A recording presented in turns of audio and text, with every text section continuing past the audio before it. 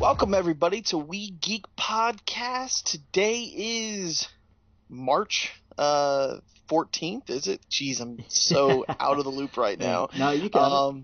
Episode 134. My name is Adam, joined by my good friend Logan. Hello. And how's your week been, man? Oh, another week. Another week? Yeah. Same here. Traffic at one job, falling ceiling tiles at the other. It's fun, really. Falling ceiling tiles? I gotta hear about this. What happened? We had snow earlier this week. Ooh. And it wasn't a lot, but there was, between the roads from that, our town did not, I don't know what Statesville was thinking, but they did not treat the roads before the snow that we had. And, again, it wasn't much, but a little bit is enough, especially, and this is a refrain everybody has wherever they live, especially with the way people drive around here. So that was fun, and got to work at my theater job and was sweeping up one of my first theaters, and I thought, God, what is this crap on the floor? It's heavy. And I looked at it, and I thought, oh, I know what this is. And I had that kind of moment of just, slowly looking up, and about half a ceiling tile had come down. Didn't hit anybody, didn't hurt anybody, no harm, no foul, because it was during one of the movies that, nobody comes to see, so it wasn't a big deal. That's cool. And they've had roofers there since, this was just a few days ago, but they've already gotten it taken care of, I think the next day. Oh, that's good. And but yeah, that was fun. So I've got nobody will hear this before I get to work tomorrow probably, but I bought a hard hat as a joke. I'm gonna wear it into work tomorrow. Damn. That's funny. You should. But don't get in trouble. No, they'll look at it and they'll just go, really? Go take that off. Really? It's not a bad idea, but go take it off anyway. Oh, yeah. Yeah, my week's kind of sucked as well. My phone, for a while now, the screen was cracked. The top of it. But it was okay. It's whatever. The screen's cracked, and, the price of getting it repaired was kind of crazy. So, but then it got really bad. Top part of it chipped off. I was like, all right, I got to do something about this. And then the entire top part just came off. Wow. Damn. So I had to go get a new phone and drop a fortune on it, but got a pretty good deal. So just been kind of dealing with that. So that's never fun. It's kind of it is and it isn't. It's fun to get a new gadget, but it sucks when you have to get a new gadget, if that makes sense. Yeah. It's a different experience than oh, here's a gift. Here's the new gadget, or you know what? I'm gonna go get one of those new gadgets. No. It's when something completely breaks, and it's your lifeline. Oh man. Yeah. But I've just been messing with that, sending emojis to people I know. Yeah. Other than that, I've just been busy working, putting as much overtime as I can right now while it's available. Watch some Fastlane. Watch some Rebels. I got about halfway through the season. We talked about last episode. I accidentally bought the season, so I ended up watching 7 or 8 episodes, and then I forgot what happened. I think I fell asleep, and I got to get back to it. Watch some Jessica Jones. We can talk about later. I didn't watch the full thing, so might not be able to go full spoiler. I'm just so far behind with stuff. My problem is there's not enough time in the day, and then the day I get a break, I have to be doing I'm doing something. Yeah. I always get conned into, well, I just have to go over to do this one appointment, and then suddenly it's 7:30 p.m. and I'm like, what the hell? I'm not even home yet. And then when I get home, it's this or that, or someone wants to play, some Monster Hunter, and there's just not enough. I need like a good week off to just kind of relax, get caught up with some of the stuff I want to get caught up with, do my errands. It's frustrating. Yeah, I hear you, man. I hear you. Yeah, there's so many shows I want to watch right now that I just like Jessica Jones, Rebels, and Altered Carbon, all on my to-do list. We're getting to where movies are going to be coming out every week. Yeah. Like I want to see Annihilation. I know you saw it, right? I did. Yeah, I finally got into an early enough. I finally got there early enough. They had a screening time just so, because usually like I can't show up like before work to a showing just because the timing is wrong. Either it's gonna end half an hour after my shift's supposed to start, or it's gonna end 2 hours before my shift starts, and I don't want to drive all the way back and then up there again, and I don't want to just stay there 2 hours. It's just. But there was one that was timed perfect, so I got to see it, and I agree with what I think it was a director who had said was kind of disappointed about the Netflix deal because they've got worldwide distribution rights. Like I think like right now it's on Netflix everywhere that's not US. Right. And I know they were kind of bummed about that because they were like, we made a movie specifically for theaters. Like he wasn't like taking a dump on Netflix. He was just saying we didn't make a movie to be watched on a small screen. We made a movie for the big screen, and he was right about that. Yeah. That much I'll give you. It was definitely made for the big screen. Yeah, I don't want to know anything else about it. I know in the trailer they showed some things. The trailer shows you nothing. It tells you nothing. Right. It shows you like, wow, this looks pretty, and that's all. That's really all it tells you. Right. It tells you kind of how like why she would be going in there, and that's really it. And then everything else is a mystery. You know what I mean? And so I kind of like that. And yeah, I need to get. Like I said, being pulled in a million directions, and was just not fun this week. But that's definitely a movie I want to be seeing before Ready Player One and all these other movies flood the theater. Annihilation is on my to-do list. Ready Player One's been getting some fairly solid reviews. Yeah, I saw that. I notice how everybody's just kind of saying, you know what, this is a very Spielberg film. And I love that because that's what I wanted. Like, it's not... Because if you look at Spielberg films, they are their own kind of cinematic masterpiece. Like, they're not... But why are people surprised? That's what I don't understand. I think because we haven't seen Spielberg do... Look, what was the last quote-unquote Spielberg kind of Spielberg movie we got? Indiana Jones. Right, you're right. Yeah. The last one he tried to do classic Spielberg failed. Yeah, and it did not go... It didn't have the fun of like an old school Spielberg film. Because look, a lot of Spielberg films are they have their own feel to them. I'm trying to find a polite way to say they're not cinematic masterpieces without downplaying the fact that they are fun and entertaining without being empty. I know I'm gonna get a lot of flack for this. What you got? I don't think the Crystal Skull was as bad as a lot of people said it was. Hang on, it is bad. I gotta get my hard hat. Yeah, it is not good. But there are definitely moments in the movie that are very Spielberg. Like when he's at the beginning, that whole beginning scene where they're doing that adventure through the, with all the boxes and him falling through the Jeep and punching those are all very Spielberg moments, and those are feathered throughout the film. Yeah. It was the story that was just terrible. Yeah. But his touch to it, I don't think. His direct, I don't know how to explain it. It's not that it was the writing to me that was bad in that film, not how they went about it. Because I don't know. There was moments of that where I felt very Spielberg, and then there were moments where you're like, why did you do this? Yeah.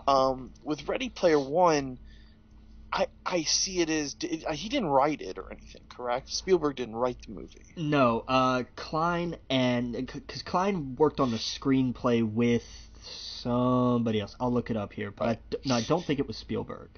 Yeah, so I don't think it will have that.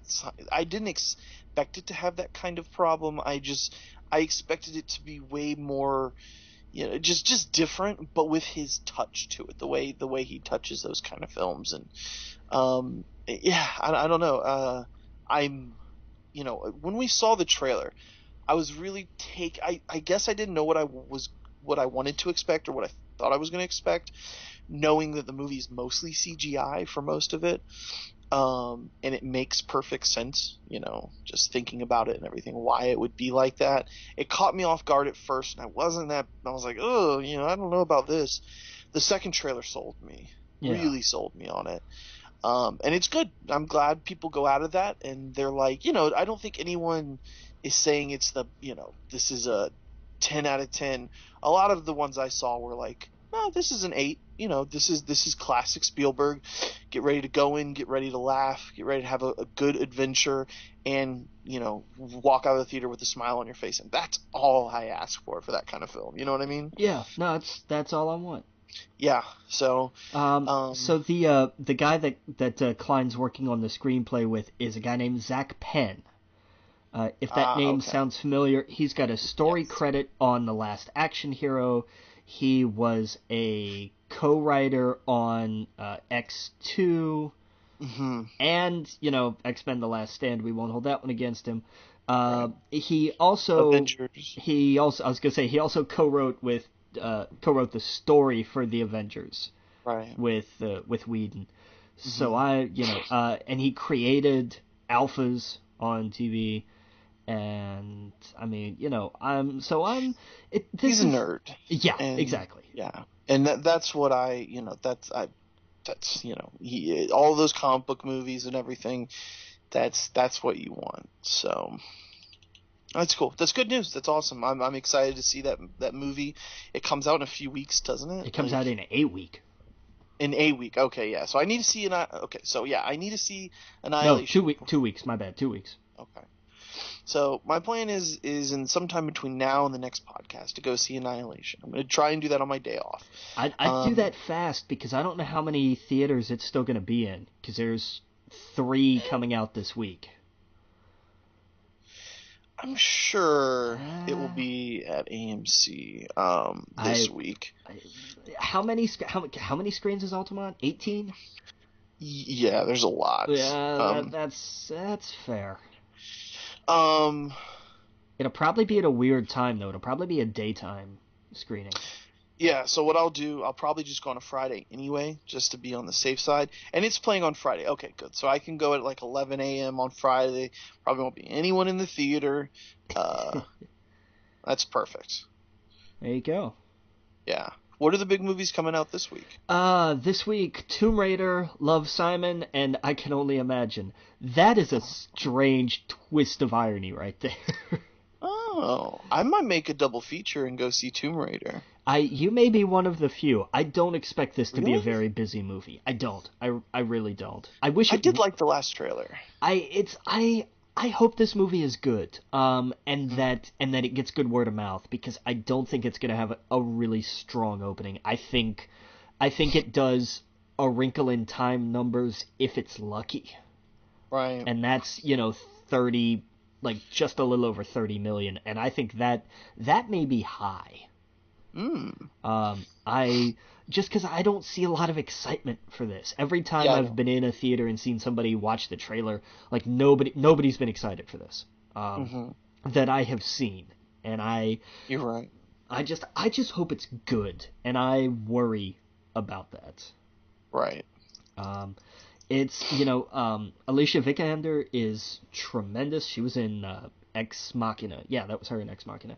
And Okay. And good and creepy, and like all the featurettes I've seen have shown like they've really thrown into this film, and I just hope it pays off. But I think this may be another Warcraft in terms of like we're really excited for this and nobody else is.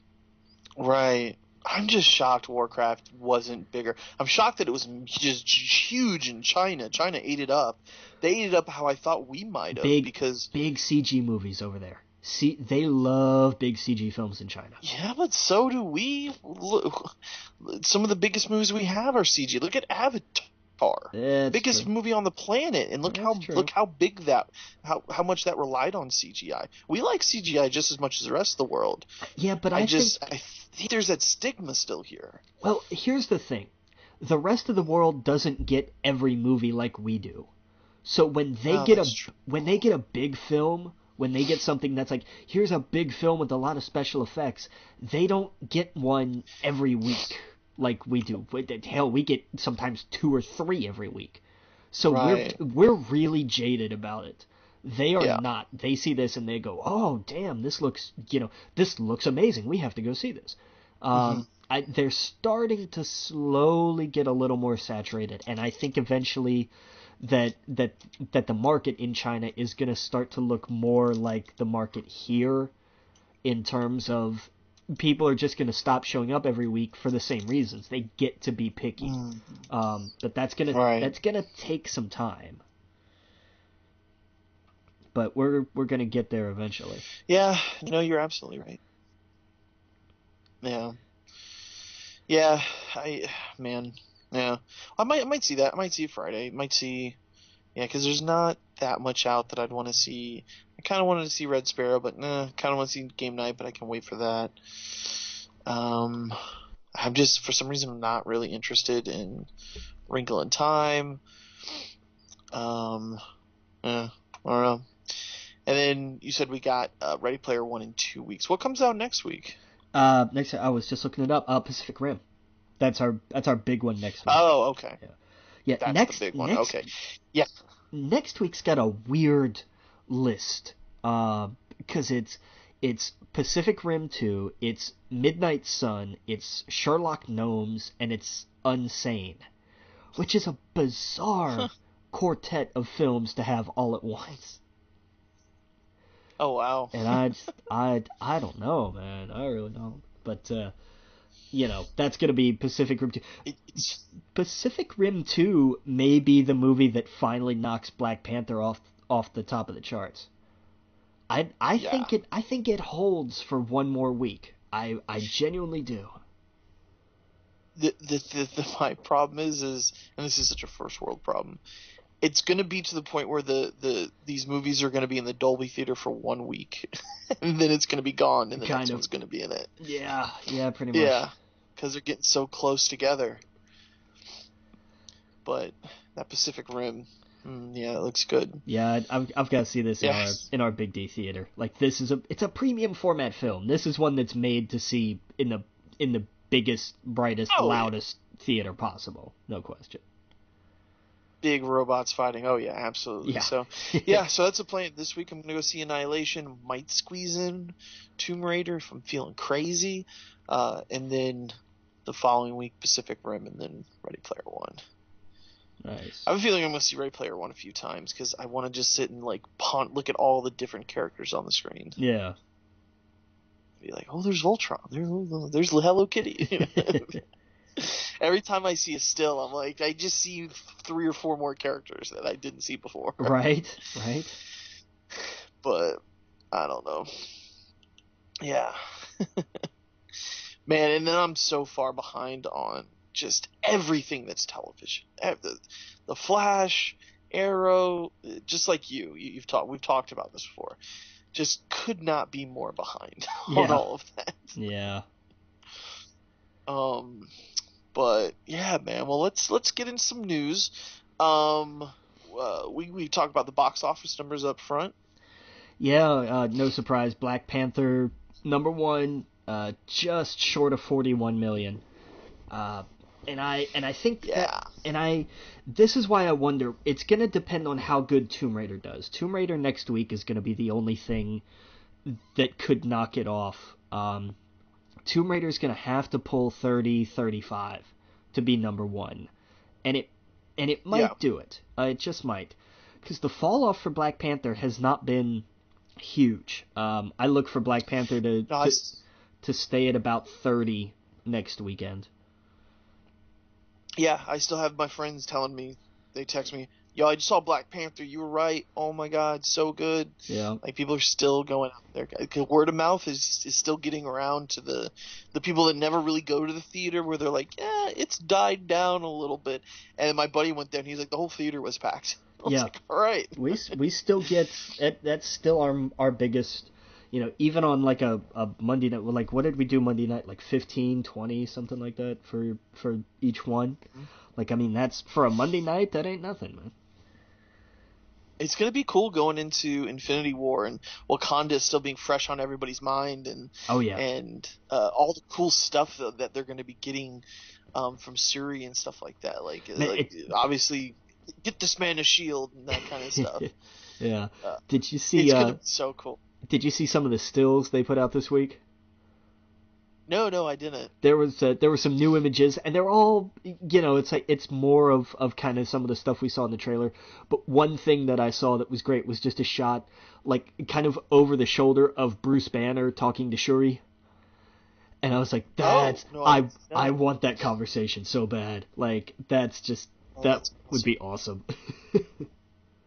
Oh yeah, that's really cool.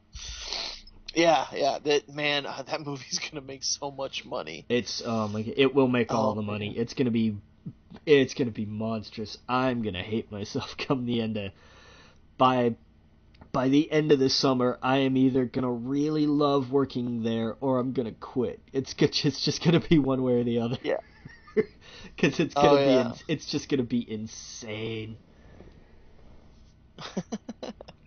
Oh yeah. Did you see that Star Wars released today on digital, or yesterday if you're listening?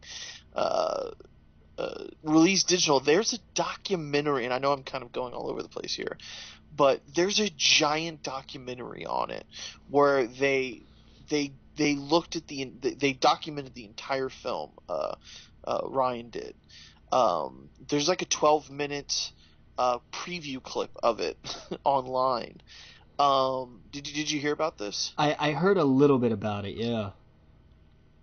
All right, so Last Jedi comes out digitally this week. Comes out in a few weeks on Blu-ray or whatever. But apparently this is the big. I don't know how long it is on the Blu-ray or DVD or whatever, but apparently it's this giant documentary. It's everything that I kind of want from behind the scenes, and they kind of go over, like, you see Mark and Ray doing scenes, and you see them from the beginning, kind of finding out what everything's what the whole movie's about, and you see it from, like, Ryan's perspective about like I hope I don't screw this up when, like, the news breaks and everything else. It's such a cool little, like, behind the, like, you could really tell that, and you could really tell that this man not only loves making movies, but he wants to capture everything about the film. And if I'm not mistaken, the actual documentary is being shown at SX or whatever, South by Southwest. South by Southwest, yeah. They screened the whole thing, yeah. Yeah. It's called, I think the documentary is called The Director and the Jedi. Yeah. And it's, like, directed by somebody else. So I don't know. I thought that was cool. So I'm waiting for the because now I've already, that will be the first movie that I get that's the 4K Blu-ray or whatever, just to kind of, I don't know, in a year or so when I actually get a television worth it. That's going to be kind of the first one that I get out of them. The next one will probably be Black Panther. And did I talk about this last week, how I was starting to do that? Yeah, a little bit. Okay, yeah. So that's going to be the first one I get of that. So I'm pretty excited. But yeah, so yeah, Amazon, all of those websites, it's available now for anyone that wants to go watch The Last Jedi. So I thought that was pretty cool. Now, are movies coming out faster now than they were before? Is the turnaround to home video faster? It kind of seems like it, because like, in less than 3 months we'll have Jumanji, like, from theater to digital was just under 3 months, and it's still in theaters. Jumanji is still in theaters. It comes out on Blu-ray next week, and it's still in frickin' theaters. Do you think that's like a mixture of them not expecting it to do good, so they already got the ball rolling on home video, compared to something like maybe The Last Jedi? But then again, The Last Jedi is the same thing, same time frame. The Last Jedi was the same weekend as Jumanji. And Right. Jumanji beats it to home video by what, like 2 weeks? A week. I think a week to home A video. week. Yeah. So like that's crazy. I think it's just I think especially with the bigger budget stuff, they're noticing, they're looking at the fact that theater attendance is down. You know, for all the money that these movies make, overall theater attendance is down. Theater profits are down, you know, and I know that's weird to say, even though Black Panther just made $1 billion worldwide. They're not all like this, and people are, you know, the Netflix model and things like that, where people are happy to just kind of stay home and watch it on their TVs, because people have always, you know, it's always been about the big TVs and, you know, home theater systems, and people have done that for a while, but now with something like Netflix and everything, the technology in televisions with displays and with sound systems has kind of caught up to theaters. You can set up a decent home theater for not a lot of money, and it's no doubt. It's definitely something that they're looking at and saying, okay, we're gonna, you know, at some point these movies are gonna stop making money, and there can't be like the 2-month gap between when they come out of theaters and when they come out on home video.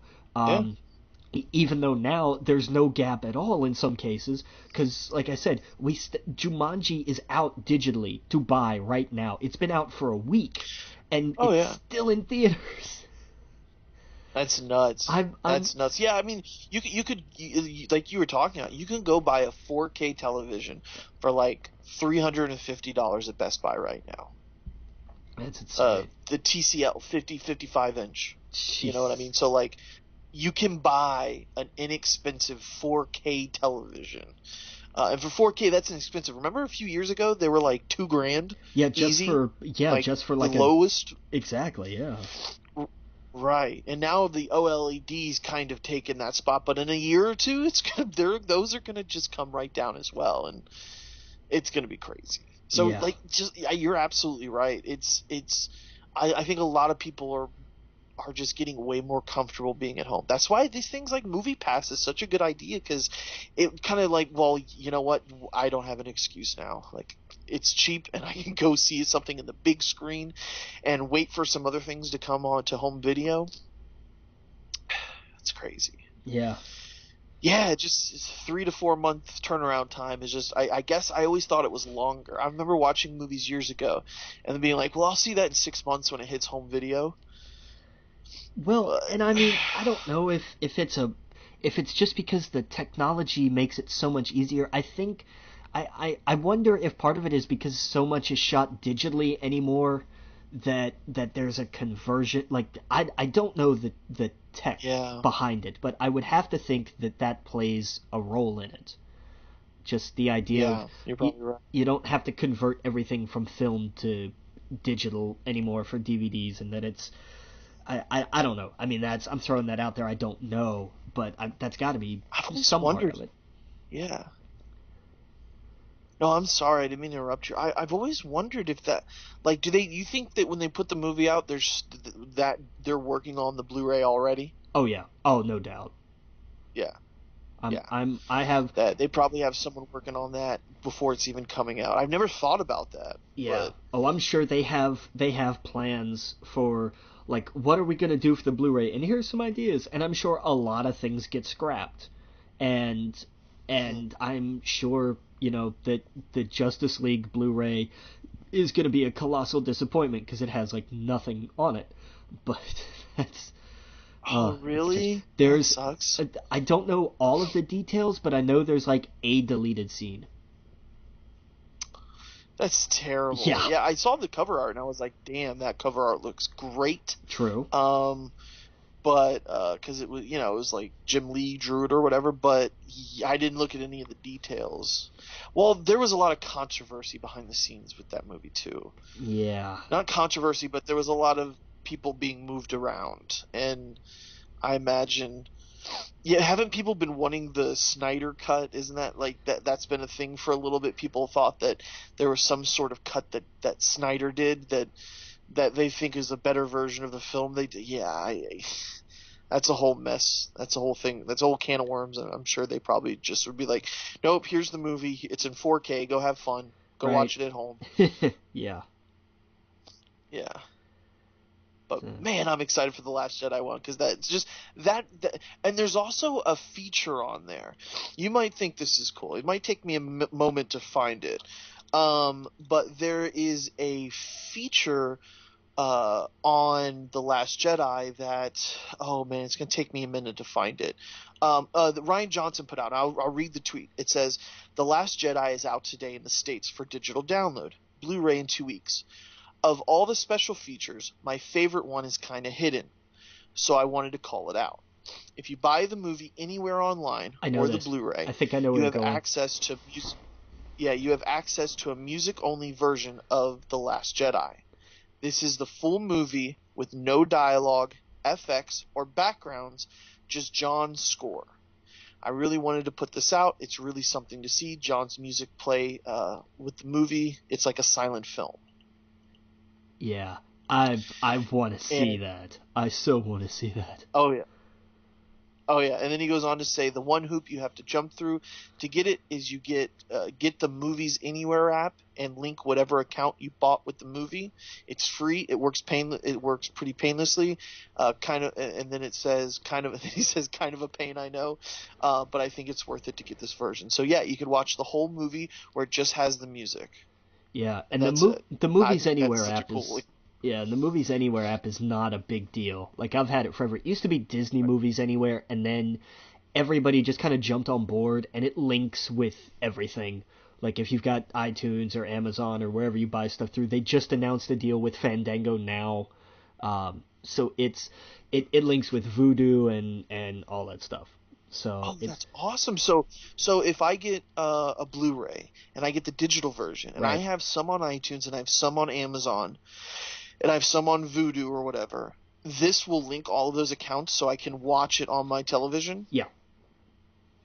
Oh, that's so cool. Yeah, it's pretty Oh, I sweet. need that. It used to be Disney specific, and now it's kind of a one-stop access because now so many Oh, studios have that's gotten awesome. involved. I think like Paramount is like the only one that's not involved in this. I think Oh, Paramount and maybe Warner Brothers, maybe.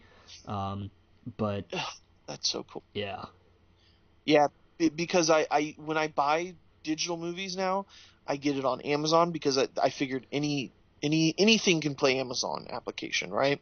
It doesn't matter if it's an iPhone, an Android, a Roku, a whatever. But if I get the digital link, I'm always like, should I put it in iTunes? No, because that's kind of that I would have to have an Apple TV, or do I put it in Vudu? And so this makes it where it's all connected. That's so awesome. yeah, It's so cool. because like I had, like anytime I get a Disney movie and I would redeem the code, like it would show up everywhere else. Like because I would do it through their Yeah. service and I would still see it in iTunes or I'd see it in Vudu, and I'd see it on Google Play. And I think they've been working with other studios to make it kind of a big catch-all. It was what Ultraviolet was Yeah. supposed to be way back when. That was the idea, was like to Right. have one digital locker for Yeah. all your films. That's that's the other one. You're absolutely right. Yeah, it's saying it works with iTunes, Prime Video, which is Amazon, Vudu, Google Play, Fandango now. Oh, that's perfect. Yep. Oh, wait, I already have an account. Well, that's weird. It you says Adam. you probably Oh did my that God, did I do something before? probably with one of the Disney videos with something Marvel You're probably. you're absolutely right. That's probably what I did. Yeah. Oh my God. So then Okay. you're all set. I'm all set. That's awesome. Yeah, I can just put my codes in here. Cool. Awesome. Yeah, so yeah, no, I think I've talked about it on the show before. I lost my TV a few years ago, so I haven't been buying a lot of physical movies. I haven't bought physical movies in a while, and I stopped really buying DVDs and Blu-rays for a long time now. And if I get anything, I usually just get it digitally. and I think I'm tiptoeing back into that world with.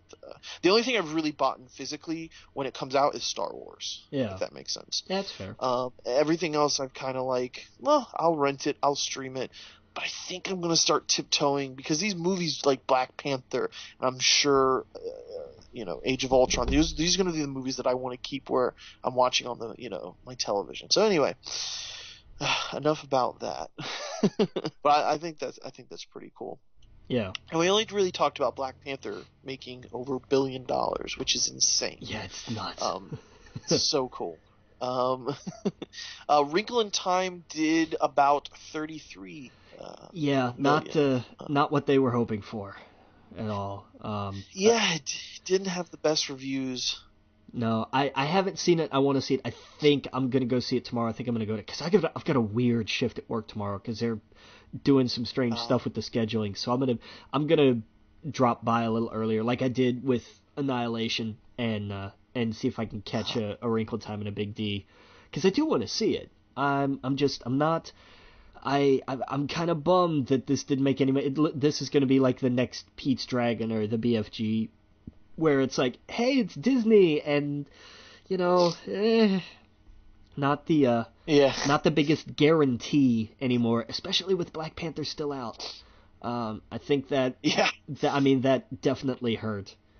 But they got to get better, like you've talked about. They got to get better at planning these out because you don't release a Disney movie right after a big Disney movie. Right? They're eating themselves. Just eat each other. It's just ridiculous. Yeah. But 33 million is, we look at that and go, well, that's terrible. There are some movies out there that would kill for opening weekends like that, but they don't have the kind of budget and hype and press of a Disney film. Like this has got to be disappointing for them. But hats off to everybody involved in this project. From Ava DuVernay on down, it's awesome to see, 1 and 2 at the box office are Ryan Coogler and Ava DuVernay. Like, that's fantastic. Big tip of the hat to them. And a big jump from second to third with Strangers, the sequel, which I totally forgot they were making until like a month ago when we got the poster. And I was like, they're doing another one? Crap. At 10 million, which is about right, especially for this time of year. I haven't seen it yet. That's one I'll catch. I can't do horror movies in theaters. I can't, just because I need usually with a horror movie to like sometimes pause and make sure I've locked the doors. Just because I get jumpy. I get jumpy during horror movies. I admit it, but I will see this when it comes out on digital or Blu-ray, one of the two, or maybe at Redbox. But I will definitely see it. Horror movies are definitely better at your place, maybe just you or one other person, and that's it, and at night, and no other sound. In the theater, it almost feels like more like a ride, than anything. More, it's with a whole bunch of people there, it makes it more feel like you're at a Universal Studios ride. But at home, when you're like, shit, is it, like, you're right, is everything locked? Oh wait, that's not locked. Why is the light on outside? What? You start freaking yourself out. Red Sparrow fourth, 8.5 million. That's again not great, sitting at about 31.5 million total. I've got to believe not exactly the numbers they were looking for that either, especially when you consider Game Night fifth, just shy of 8 million this weekend, about 45 domestic total, which I see, and this is what I'm talking about. They're probably looking at 45 and going, you know what, that's not bad. Right, exactly. But good for them. And a tip of the hat to Jumanji at number 10. I know it's not on here. It's still top 10 at the box office with, I think it was like Rock's loving that, right? With like, I think it was like 2.5 or 2.6 million, somewhere around there. Just madness. It's been in the theater for 3 months. This is its 12th week in theaters, and it's still making enough money. We still have it. I was I was floored. I was like, what is this still doing here? But I think this is the last week we're gonna have it because of everything else we're getting, which is kind of a bummer. I hope I'm there for the last screening just because I kind of want to go in and like salute when it's over because it's had a hell of a run. It's insane the run this movie's had. Oh yeah, no, I've been talking up to some people where they're like, "Hey, there hasn't been any good movies in a while," and I was like, "Go watch Jumanji. It should be out." I'm like, "It's probably out right now." Of course, I was wrong, but Yeah. I was like, "It's gonna be out really soon." I was like, "Watch Jumanji when it comes out." Yeah. They're like, "Okay." I was like, yeah. But man, but yeah, there's we already talked about next week's movies that are coming out. There was some news. I can't, I love the fact that Love, Simon and I Can Only Imagine are coming out the same weekend. That's funny to me. That's a little funny. Yeah.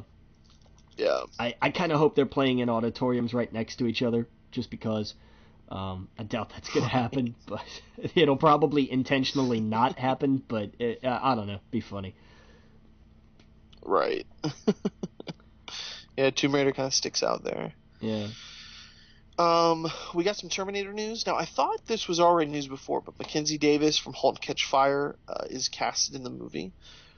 I don't. But I guess because I was just seeing it like as breaking news a couple days ago. So maybe she was rumored at some point in the past. Gotcha. That might have been it. I could totally see her. So is this going to be like a reboot? It's yes and no. Like, it's one of those, it's going to be kind of like Jumanji, where it's a sequel that serves as a reboot, because we are going to have Arnold and Linda Hamilton back. So it's going to be a weird, probably like passing of the torch kind of movie. Gotcha. Yeah. Yeah. And I could totally see her in this kind of role. When I think of Terminator, I think of 80s and early 90s. Yeah. And when I think of her character, I think of her from *Halt to Catch Fire*. Yeah. So it's kind of perfect. Like, I could totally see her nailing this. Totally. Yeah. All right, let's take a look here. And did you ever watch Black Mirror? I've seen a couple. I haven't watched any more since then. Did you watch San Cupertino? No, I haven't seen that one yet. She's in San Cupertino, and yeah, she's in San Cupertino, and there's a scene where she looks very 80s. Nice. But yeah, you need to see San Cupertino. That's one of the episodes that people point to, and they were like, "You got to see that one for Black Mirror." It's really good. She's really great in it. Nice. Yeah. Now, Deadpool 2 got kind of some mixed news this week. The film did not test poorly during early screenings, even though some outlets reported early that it did, but it turns out that was not true. And the reshoots added more Domino and Cable. Yeah, that was the one note that they kept getting. Like, the screenings were all like in the like mid 90s, like low to mid 90s. Right. But the one note that they kept getting from all the different screenings was that they wanted more Domino and they wanted more Cable. And so, right. Fox, not being stupid and wanting money, looked at it and said, "Yeah, sure, we can do that." And so that's what they've been doing. Yeah, go and add more of them. Yeah, because I mean, people were so ready to hate on this when that news came out. Like, oh no, I just saw it from all over the place. But now I'm glad that the right news came out, and like the real news, and it was good. I'm excited for it. The first trailer I don't think I liked. When he was playing with the dolls just kind of threw me off. I was like, no, this is too much of this. Yeah, it went too long. That segment kind of drained some of the energy out of it because it lasted too long. Exactly. Yeah. But the green screen stuff, when he gets meta, I love all that stuff. But yeah. No, I'm excited for it. When does Deadpool come out? May, the week before Solo. I forget. Okay. 18th, right? May 18th, yeah. Okay. So 2 months. 2 All months right. till Deadpool. Oh, yeah. And we talked about the Avenger news earlier. Okay. So this was some bizarre news. I'll actually let you take this because this is weird. So there's a Teen Titans Go movie that's coming out, and it's called Teen Titans Go to the Movies. And it's, if you're not a fan of the show, then this is not going to change anybody's mind. But they've added Halsey to, she's going to voice Wonder Woman. Okay, fine. And they've added, who was the rapper they added for Green Lantern? Lil Yachty. Okay, he's going to be Green Lantern. But they got somebody for Superman. They got somebody who was going to be Superman at one point. Who back in the 90s was going to play Superman in like a little neon kind of light up suit. They got Nick Cage is going to voice Superman in this movie, and now I have to see it. I don't. What? Yeah. When I saw this, I just thought, what? Now, you probably don't know who Lil Yachty is. He's a mumble rapper. I don't know how he's going to play Jon Stewart, because that's the image they keep showing. A military, no bullshit Jon Stewart. Because when I think of Lil Yachty, I think of just the mumble rapper, just garbage rap. I'm sure there's a ton of Lil Yachty fans out there, but we look forward to your emails. Oh my god. When people talk about how new hip hop is bad, that's what they're talking about. Oh, is sure. Lil Yachty. So it's so out of left field, just as much as now. Nicolas Cage makes a little bit of sense because he's always wanted to play Superman, and as much as he's kind of done his own thing in the last 15 years, he's still a household name. Everyone knows Nicolas Cage. Yeah, if that makes sense. That's true. These other two, though, I'm like, what? Yeah. I don't know. That's cool though. The thing is, it's going to be a fun film. It's going to be it's a dumb fun film. It's Teen Titans Go, so it's going to be wacky. It's going to be weird. And this actually is not that bad. You know what I mean? Like as much as I want to be like, what? Okay, why not? The kids are going to love that. They're going to hear. They're going to hear Nicolas Cage do his Nicolas Cage. They're going to be thrilled that Lil Yachty is playing Green Lantern. I don't know. It's so weird that it actually fits. Yeah. So absolutely, yeah. Could be strange. I'm gonna take my nephew to see it. I'm pretty excited now. Margaret Robbie is reportedly in talks to play Sharon Tate in Quentin Tarantino's Once Upon a Time in Hollywood. Yeah. Which is kind of perfect. Yeah, good choice. Very good choice. Oh, yeah. I watched an interview with Quentin Tarantino. Oh, boy. And I don't know the guy that was interviewing him, but he looked familiar. He's from Channel 4 over in the UK. I don't know the interviewer's name, but essentially, when these directors and writers, they get in front of the camera and they have a reporter sit in front of them for maybe 5 minutes, and they're supposed to promote the film. Yeah. It's an advertisement, right? Yeah. Well, this guy goes Diane Sawyer when he does it. Oh, no. Where he's talking to Quentin Tarantino, and then he starts linking violent movies to children, and do we think it's okay? And like Quentin Tarantino's like, anyone who sees, and Quentin Tarantino stops him. He's like anyone who sees my films know how I feel about violence. It's just fantasy. I can make they were doing it for Django Unchained, and he was like, it's a fantasy. It is. When you go to the movies, you're going to the movies, and it is fantasy, and that does not affect you because there's, millions of people that go out of that theater and carry on with their life and have very normal lives, and they know it's fantasy. And that shouldn't change, yada yada yada. So we've all heard that. We actually are hearing that a lot nowadays. If you pay attention to the news with video games, the same argument. But this guy goes Diane Sawyer on him, and he kind of starts arguing, and Quentin Tarantino shuts him down. He's like, "No, I'm going to stop you. I'm not going to answer any of your questions about this. I know what you're trying to do." I mean, he gets very Quentin Tarantino though, because he doesn't care what he's saying.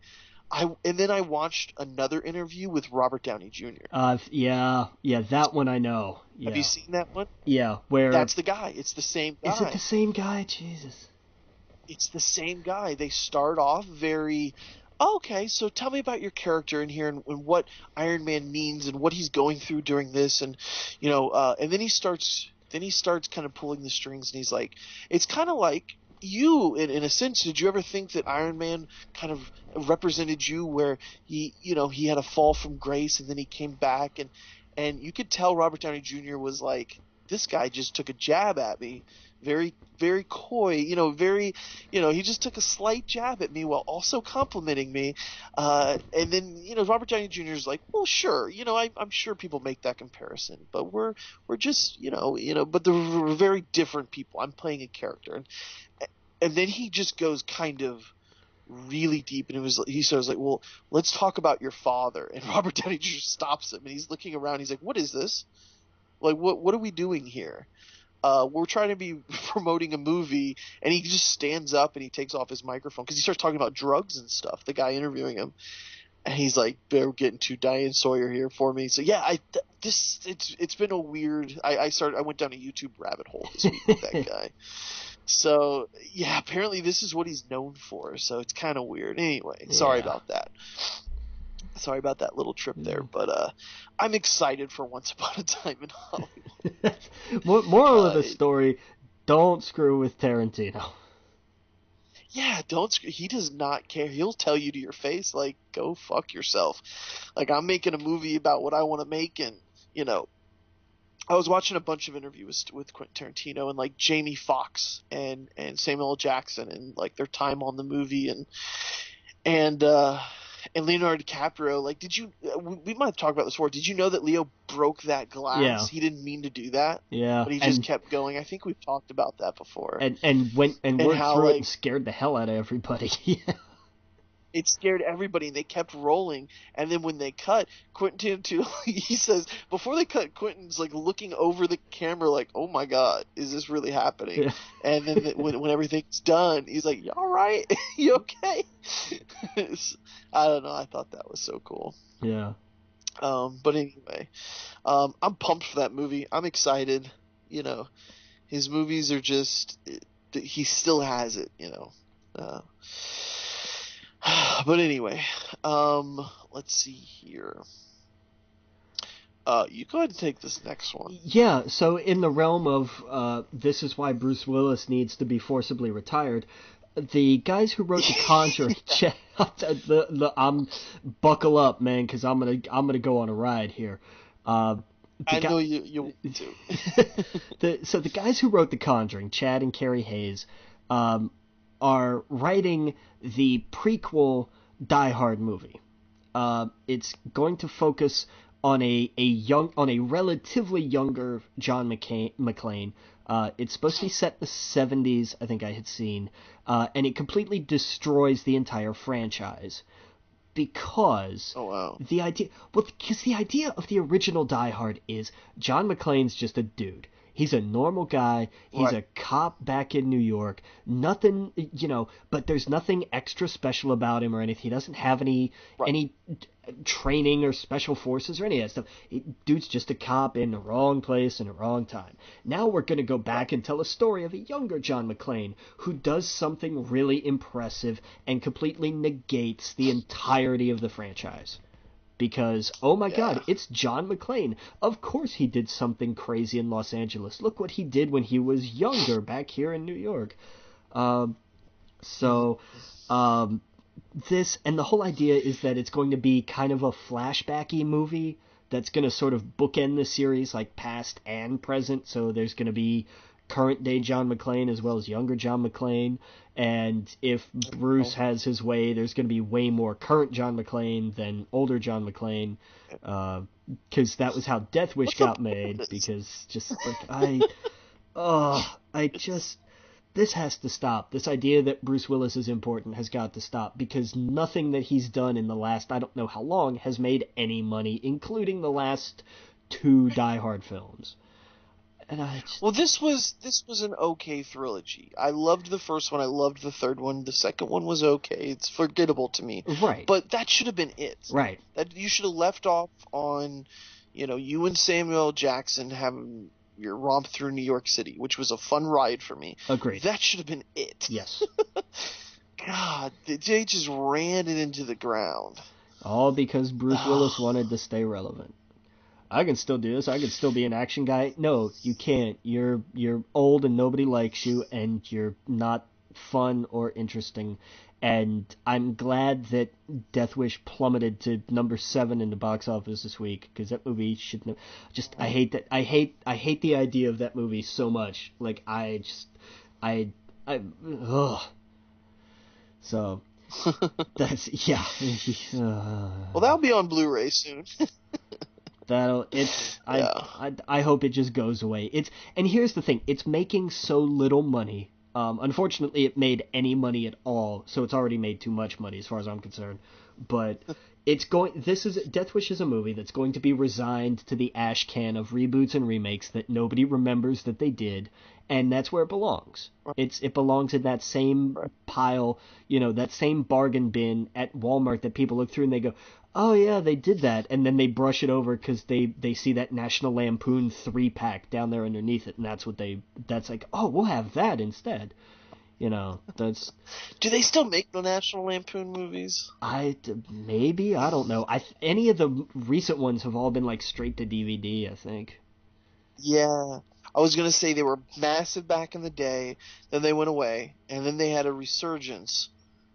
And then they went away again. Now they're like straight to DVD, where it's like American Pie, the 18th ripoff. Yeah, pretty much. Yeah. That's funny.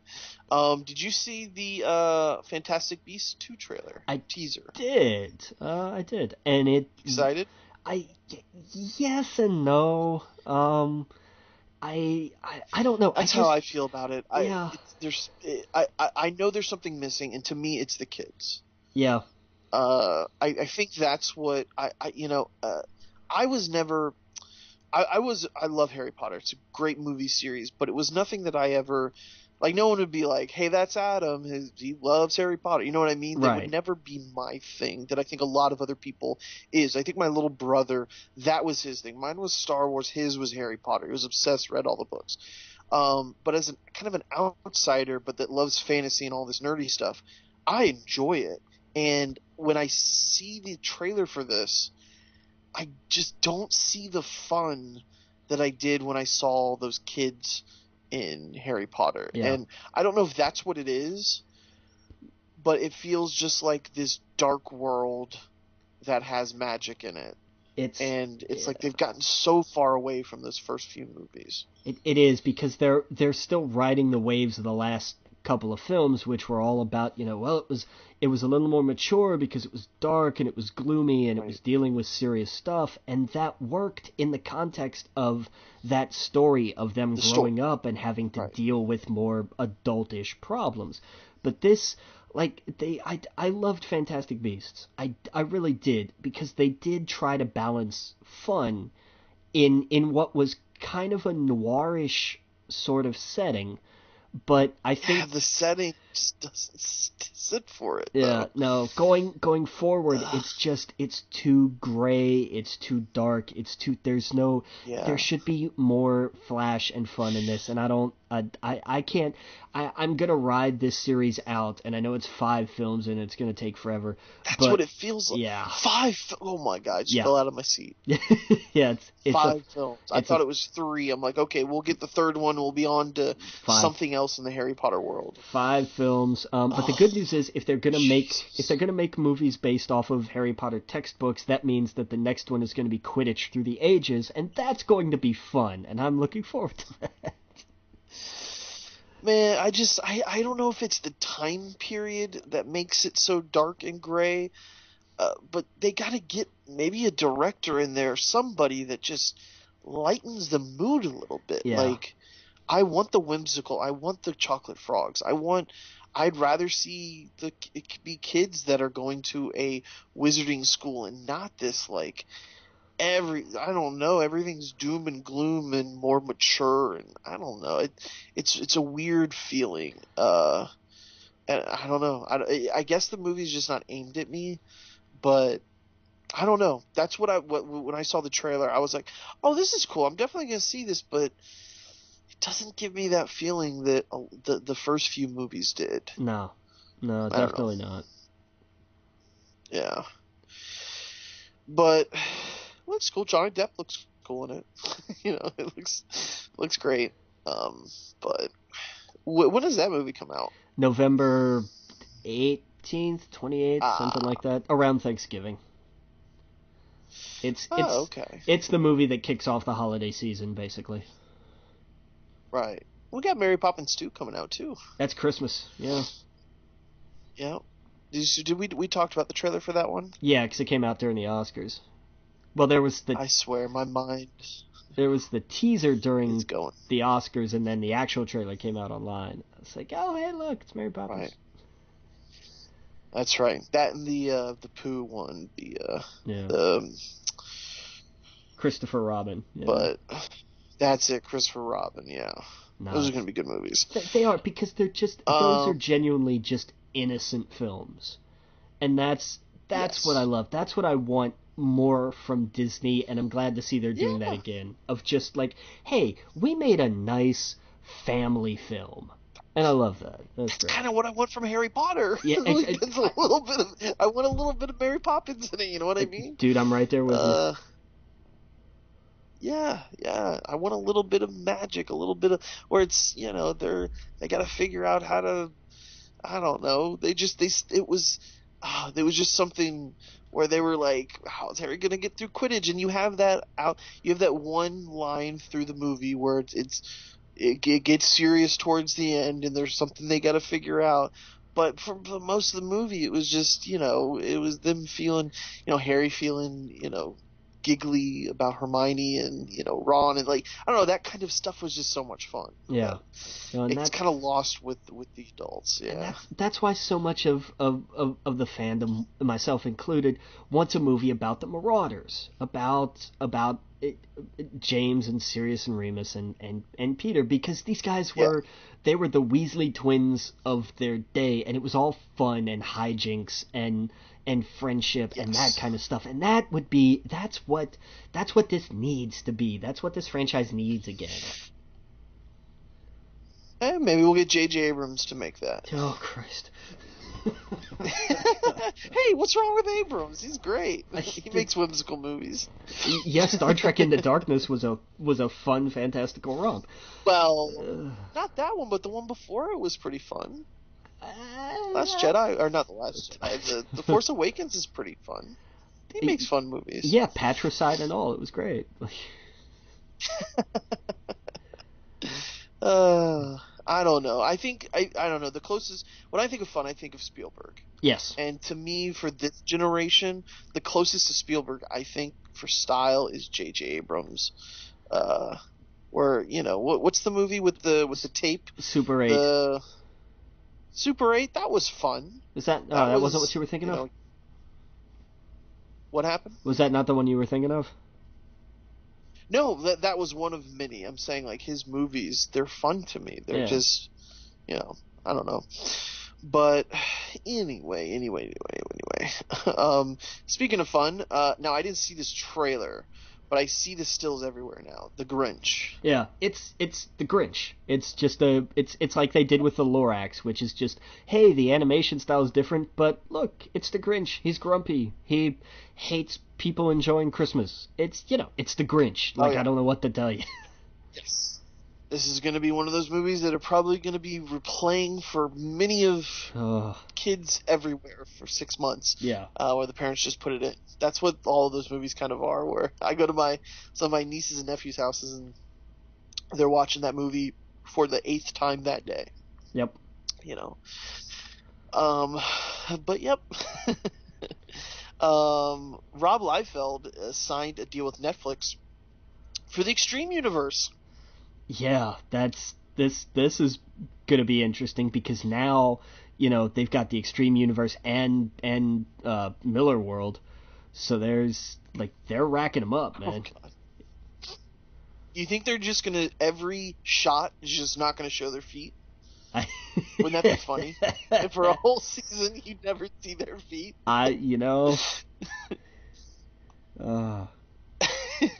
That Man, Netflix is taking some chances. They are, but you know what? You've got to. And this is how you create things. These are properties that have proven profitable. They're not mega profitable, but you don't not everything has to be a $200 million budget, giant, tremendous, holy hell kind of thing. Like, you can have something hero-y or comic booky that's not going to break the bank. Oh yeah, no, I agree. Even their Lost in Space looks really fun. Yeah, but that looks like it is going to break the bank. That looks expensive as hell. That's true. There are been what was that show that I was talking about earlier that I really want to watch? Altered Carbon. Yeah. That literally broke the bank. It was the most expensive show ever made. Damn. But I'm telling you, man, I don't know if you've seen any of this. I started watching the first episode, and it is on par, if not better, than Blade Runner. The way they do this, and if it's like that for every episode, that's how much detail they put into it. And so it's when I read that it's the most expensive show, it makes sense. So I don't know. I need to finish this. Yeah, even more expensive than Marco Polo? I believe so. Wow. Yeah, and see, that's another one they spent. Marco Polo was amazing, but no one watched it. Yeah. Well, yeah. They still had Game of Thrones to watch, so Yeah. Okay, so this says Altered Carbon may be Netflix's most expensive shows yet. Maybe I read the headline wrong. Yeah, but still, though, man, that's well, and because it's got more episodes in a season than Marco Polo, doesn't it? I think it has 10 episodes. Okay, did Marco Polo run the same 10 or 12? I thought it was only 6. I thought it was 10. Maybe It was shorter. They did 2 seasons. Maybe it was shorter for the first season. Because, sometimes they'll do a shorter season for the first because they don't know if it's going to... Yeah. But usually Netflix now does 13. Yeah, it's true. But with these big ones, yeah. I heard this is good, though. I heard it's super good. I heard it's got some really good twists. I really want to dive into this. This is something we should be talking about. And I always, it's on, for whatever reason, when I get off, it's on the back of my mind. I'm like, all right, I'm going to go kill some more monsters and Monster Hunters. Yeah. Stupid. But I need to sit and watch that.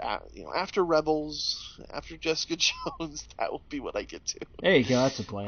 It's not going anywhere. But anyway, yeah. So Netflix makes some killer deals. Go ahead and take this next one here. Yeah. Here's your fun magical movie right here, and it's coming from Disney. If anybody not familiar with Artemis Fowl, it is a kid's a middle schooler age book series about a 12-year-old criminal boy genius, and it's not played tremendously seriously, a little bit in the first book, but it's great because they kind of go the opposite way. They get more whimsical kind of as the books go on, and it's really great. It's by Owen Coffer, and they're middle school grade books, but they're fun. They're genuinely fun, and I actually just reread the last few since my Daytona trip.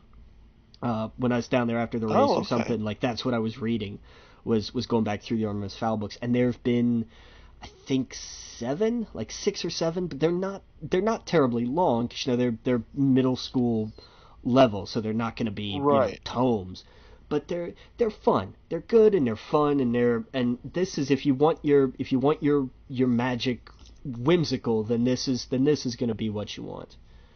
And they're Wow. shooting for I think it's a 2019 release date, because it's just starting production. I think it's 2019. It might have been 2020, but I think they want 2019.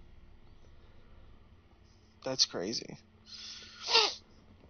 But, Yeah. I've been looking for some books to read. The little hiatus with the Star Wars books. I'm gonna pick that up. yeah, they're fun. They're not long, and they're not tremendously in depth, but they're fun. They do start a little dark, but the series overall lightens up a lot as it goes on. Not too much so. They do kind of dip back down a little towards the end of the series, as it comes to, like, hey, we're finished telling this story now. Because it does progress a little, and he's not 12 through the whole series, but he doesn't get to, like, it's Right. not suddenly like Old Man Fowl. Like, they don't go that far. But okay. they're fun. They are a genuinely fun series, and they're not tremendously in depth or anything. Like, they're made for their audience. So if you're like, Right, hey, right. I want some whimsical magic, pick up an Artemis Fowl book. I might do that. Yeah. Because that's exactly what I'm looking for in my Harry Potter movies. I might just do that. Yeah, instead. give one of these a shot. They're what, like 200 and some pages, maybe, if that. That's not Because bad. I just go through everything on Kindle, and I forget to look at the page numbers. But they're fun. I like them. Yeah, I gotta check that out. Yeah. All right, we got some TV news, some big Star Wars TV news. Jon Favreau, or how do you pronounce his last name? Favreau. Since I'm terrible at names, Favreau. Yeah. To write and be executive producer for the live action series, which is awesome. We haven't heard any TV news in a while, except for, hey, we're doing it. And now they got the guy who did Iron Man, which is dope. Part of me is very, very happy about this, and part of me is honestly just kind of looking at this and going, I love Jon Favreau. I love what he's done, especially in conjunction with Disney, but did it have to be another white guy? I see that complaint. Just because, and look, and not for nothing, because Jon Favreau is a talent, is an actual genuine talent, and he's proven it time and again.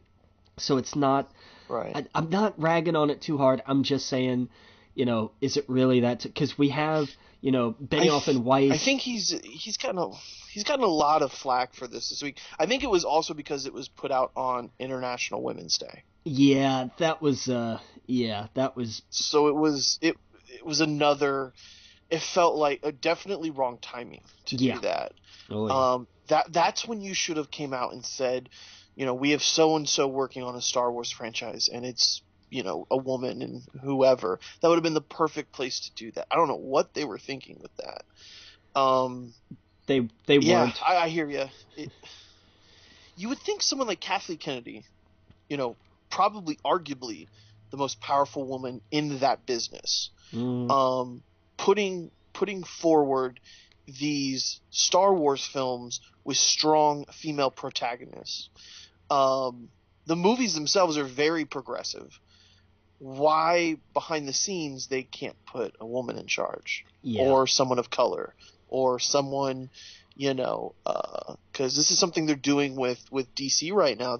With what's his face that just backed out. I think they want to put a woman in her place, or someone that is gay or bi to do Batwoman, because that's who her character is. I'm shocked that Kathleen Kennedy hasn't.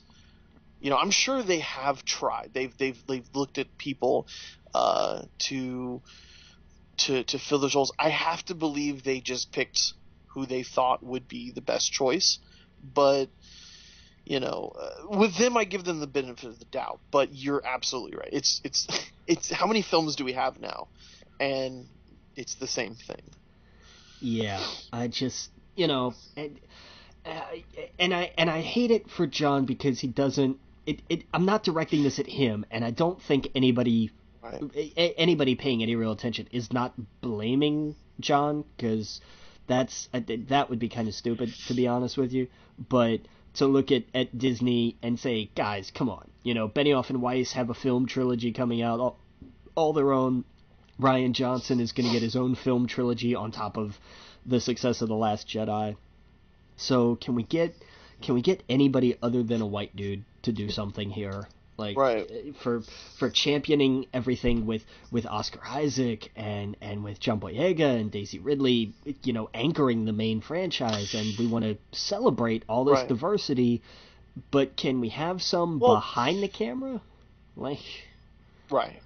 And they're doing it with the Marvel stuff now. We got Ryan Coogler on directing Black Panther, but yeah, where is it in Star Wars? Yeah. And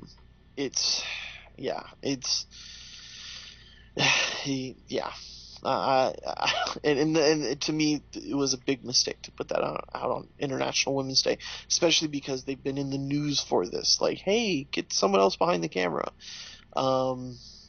Seems like a total missed opportunity. Yeah.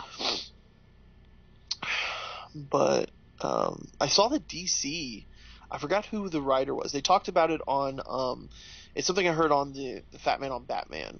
Who was the guy again that backed out of Batwoman?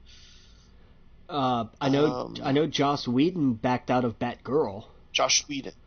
Was it Batgirl? I don't know who was working on a Batwoman film. Oh, you're right.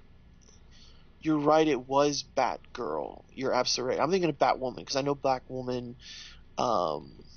She's gay, but it was. But you're right. You're absolutely right. It is Batgirl because I know someone put on Twitter like, "Hey, I totally do that," and like one of the high ups at DC was like, "Really?" Or she was like, "Hey, I have a script. Like, I have a story that like I have something for this." Because that was one of the issues with Joss Whedon is he told everybody, I just don't have a story. Yeah. It took him a year, and he was like, I still don't have a story. And so it's like such a no-brainer. Like, get someone that can connect with the character a little bit more and understand her.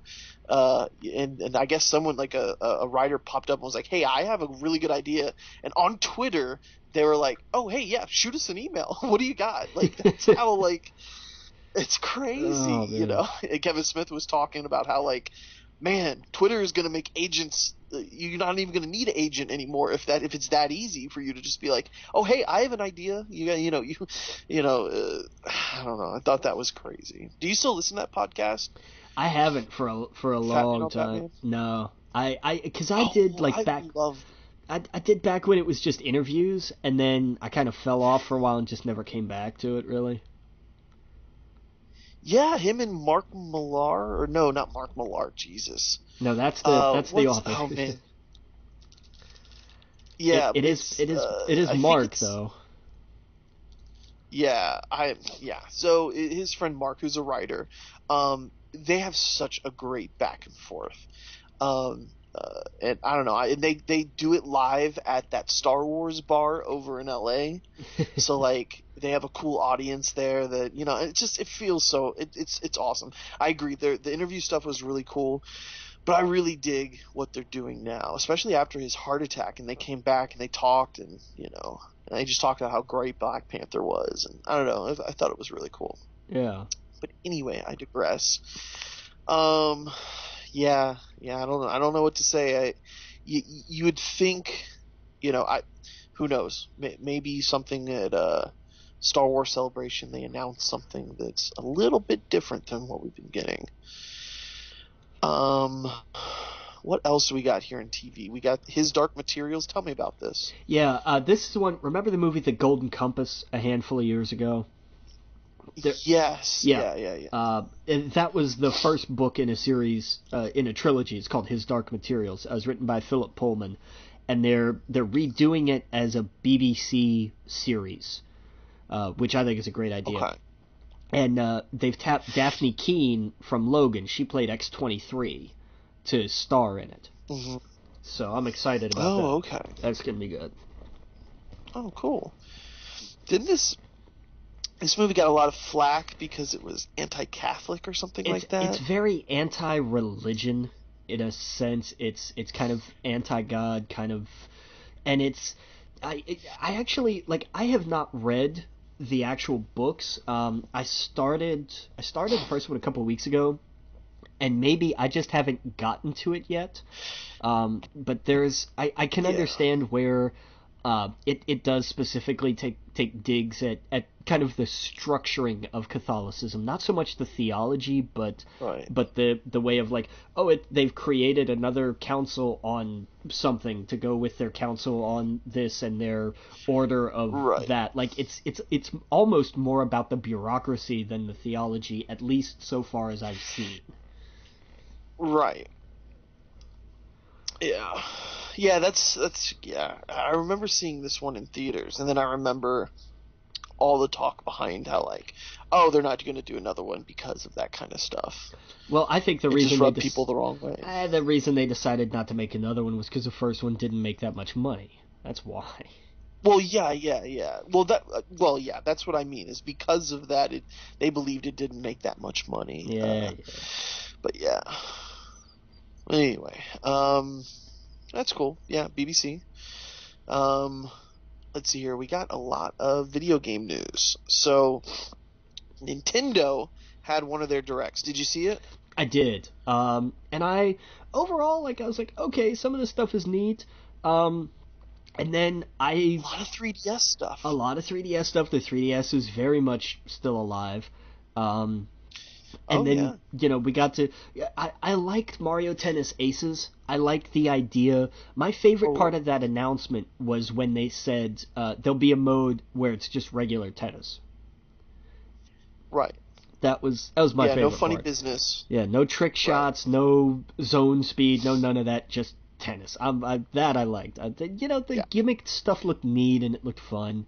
But at the end, I was like, I just want tennis. It can get annoying. Yeah. Right. Yeah, that can get real annoying real fast. But tennis games, I've always thought they were kind of fun. Never really drew me into a lot of them. But this one definitely looks like a lot of fun. You got Waluigi with his rose, which is pretty cool. I think he came from the tennis games. Yeah, or golf. Either that or golf. Oh, okay. Yeah. It's one of these side games. Yeah. Which was really cool. Yeah, they spent a lot of time kind of just explaining how the game works and stuff. And yeah, it looks like a lot of fun. I got a few more friends who got a Switch that I'm excited to play these kind of games with. This and one we'll talk about in a little bit. These multiplayer games where you can just kind of jump into Mario Kart. One of my buddies just got a Switch. Real fast, a nightmare story. He ordered a Switch to be, I forgot what happened. He ordered it to be picked up, and it was going to take too long. So he ordered it somewhere else, or he went to a store and he went and picked it up. He never went and got his Switch from Toys R Us, and he canceled the order. They still charged his card, so he bought a Switch. Then they charged him for a Switch he never picked up, and then the same day here on the news that Toys R Us was closing, like, in a few days. Oh man! So he's like, what do I do? He got it all figured out. Went to the Toys R Us. It was some weird thing where they didn't have the SKU because he didn't have it, but yet it came off. Basically, their system said he picked it up. I don't know, it was some weird thing. Anyway, so he's been really into the Switch right now, long story short. Really into Rocket League. That's his favorite game on the system. Yeah. Which is a ton of fun. I've been playing a lot of Rocket League with him in it. It's such a fun game to kind of like to play with other people. It's really cool. So these kind of games like Mario Tennis and Mario Kart and Rocket League, a blast to play. They just kind of need to figure out their online structuring a little bit more, which hopefully, which I am without a shadow of a doubt positive we'll hear at E3. Oh yeah. I think E3 is going to be mostly about their online support because a lot of the games coming out this year. They talked about WarioWare Gold, which is on the 3DS, I believe. I don't think it was for the Switch. Was They WarioWare not for Switch? I thought it was. maybe I could have sworn that was in the 3DS segment. It may have but been. I got them a little blurred, like which was for which. yeah, it's saying here the 3DS. Okay. It's going to be out on it. Which is just a bunch of micro mini games, which WarioWare has its loyal fans. So, but Okami HD is coming out for the Switch, and Splatoon 2 DLC Octopath Traveler. No, I'm just kidding. That's a different game, but Octo something, and it's a single player DLC. And it's single player story driven kind of DLC, which is really cool. Yeah, and they had like there was a whole bunch of other little kind of stuff that they got thrown out. They did a whole bit on the next Mario and Luigi game for 3DS, which I have not. I don't follow them. I'm sorry. No. The one thing that I really loved, and it made me happy that I still have my 3DS, is the Luigi's Mansion remake. Because I freaking love that game so much.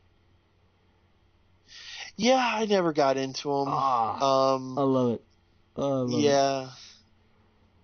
But it's an RPG game, right? It's Mario and Luigi. It's basically Mario RPG, but the next version of it, right? Like, don't you walk around with you and Luigi, and you have to? Oh, what are we? We're still talking about Mario and Luigi. Yeah. Oh, sorry. I went on to something else. Oh, did my mind just go blank there for a second? Wait a second. I don't know. I thought you. Oh, you're okay. My bad. Holy shit! I'm sorry. You're talking about Luigi's Mansion. Yeah, no, I had mentioned Mario and Luigi, and then I just kind of jumped over it, and I don't know. I don't know what happened. Bad. No, that's all right. Yeah. No, you're sorry. No, you're right about Mario and Luigi. Like they're kind of Paper Mario-y, like that kind of RPG style. They've always looked cool, but I've never really been into them. Yeah, no, me either. But you're saying Luigi Mansion, that's the one you're excited about, the remake for that. I am super stoked for that. I love that game. Yeah, I never played that. I saw it. That was originally on the GameCube, right? It was a launch title for GameCube, yeah. Yes. And then it was on the DS, if I'm not... I remember. I think there was a port for the DS, and I'm sure I think there was something for the Wii or Wii U, I want to say. Okay. And there was a sequel. Okay. There was a sequel for the 3DS. Okay. Yeah, Dark Moon. That came out for That's 3DS. Now, they did also announce on the Switch Luigi's Mansion DLC. Oh, for real? Which is cool. Yeah. Interesting. I totally missed that. Yeah. Luigi's getting some DLC for the Mario stuff. Nice. Which would be cool. They talked about the Fractured But Whole is coming to the Switch. That's awesome. That's soon too, right? It's like April. April 24th. Yeah. Yes. Is that the Crash remastered trilogy is coming out in July. Mm-hmm. There was one other thing. I saw someone. Go for it. No. Sorry, I didn't interrupt you. I saw something funny on Twitter the other day. It was like, what console wars when it had all these? It had Crash and Sonic and these Nintendo games all on the same console, and Minecraft, a Microsoft game. It was like console wars. What about them? It's all on the Switch. I thought it was funny. They're not wrong. There was Hyrule Warriors, the definitive edition. That was fun. I enjoyed that game because I like the theme. I'm weird because I like the themed Dynasty Warriors game, but I don't like the actual Dynasty Warriors games. Right, right. I'd love a Star Wars one. I'd eat that up. That would be awesome. Well, that was like the original Battlefront was kind of like that. Hmm. Like it was, kill Yeah. and it was capture and hold with waves of enemies. Like that was the original Battlefront. Right. I miss Yeah. that. No. Yeah. Yeah. I agree. That Um, that would be fun. That it would be really would. fun. It Like just really. a massive battlefield of droids, and you run in there with your lightsaber and just mow them down. Yeah. And they kind of did like there's a little of that in some of the offline arcade in Battlefront 2, but it's not, it's not that. Right. Right. But and then at the Oh yeah. end, they decided to drop a what I think some people would call a completely expected but still giant bombshell. Oh yeah. They dropped Super Smash Brothers, a Yeah, new Super Smash Brothers game, which is crazy. I like how they announced it. I liked how it was the Splatoon 2 people just kind of like shooting each other, and then like suddenly a massive sun is there, something shining down on them, and it's the big Smash Brothers symbol, which yeah. was awesome. It was a pretty sweet Um, trailer. yeah, a lot of people looked at, and it showed like a tiny outline of shadows of characters, and most people online have already nailed down exactly what those are. And some of the characters they did, like they showed um the Link from Breath of the Wild, which was cool. Nice. uh so yeah, and I think the guy who made the Smash Brother games before the last one, the guy who made them all except for the last one, is back on it making it. I Okay. don't have his name in front of me. Yeah, sorry, but the guy who made like the ones before that, he's back on working on it, which that's why a lot of people believe it's a brand new game, because it's not the person from the last one. So, who, if you could pick one character that's not been in any Smash Brothers game to be in it, who would you pick? That hasn't been in any Smash Brothers game. Oh, That has not been in any Smash Brothers games. That has been on I think they have to be on a Nintendo console. Um, and yeah, I think that's really the only thing that has to be there. uh, Because like Solid Snake was. yeah, yeah, because they did the Twin Snakes on GameCube. That's right. Yeah. Um, Well, I ah, mean, have the original Metal Gear that was on Nintendo. that's true. That's very true. I forgot about that. Yeah, I mean, he started there, so yeah. yeah. I mean, you could put anyone on it. Oh, Fantasy. I would want to see somebody else from Punch Out. I don't know. Well, you know they're gonna have the arms person on there. Yeah, I but That's gonna be a thing. But yeah, from Punch Out, like yeah. Mike Tyson. Maybe not him, but one of the, just pick any of the other fighters that there've been over the years. I think that would be kind of fun. The number one person I would want is Goku. It would be so perfect. Yeah, in a way, but I would love it. I Goku running around with a lightsaber in a level. yeah, yeah, It would be yeah. great. That's Going true. Super Saiyan. He's been the number one requested that they haven't put on the list. Yeah, well, Essentially. there's a shock. Go figure. Oh, Yeah. I mean, they literally have the biggest fighting game on the planet right now. So it would be smart if Nintendo figured out a way to get them on there. But now, dude, the door's open. They could put someone from Wolfenstein in there if they wanted to. Like the floodgates are open at this point. put the Doom guy on there. Put the Doom guy on. I'll Yeah. I'll pay for that. Yeah. Yeah. You could have the Doom guy on there. You can have Skyrim characters on there. You can, like, it's so cool now that Switch is getting all these games. Their their Smash Brothers could literally have anybody, which is funny. I imagine the guarantees are going to be Shovel Knight. He's going to be on there. Oh, sure. The Arms people, the Splatoon, obviously. Yeah. Um, uh, I don't know. I'm thinking you get Funky Kong on there. That'd be pretty cool. They're funky. His rides in on a surface or something. Yeah. Yeah, it'd be funky. I don't know. I think Goku would probably be my pick. Oh man. But it'd be interesting, yeah, to see what they do, because I know the last one had a lot of fun surprise characters like that. I don't think anyone expected, uh, the duck hunt and stuff like that. Yeah, that was a weird pull, man, but they stuck with it. I'll give them that. And I found the guy's name. It's Masahiro Sakurai. There you go. Yep. So he's back on it. Apparently, like I heard on another podcast, he ended up getting like a divorce and stuff during it.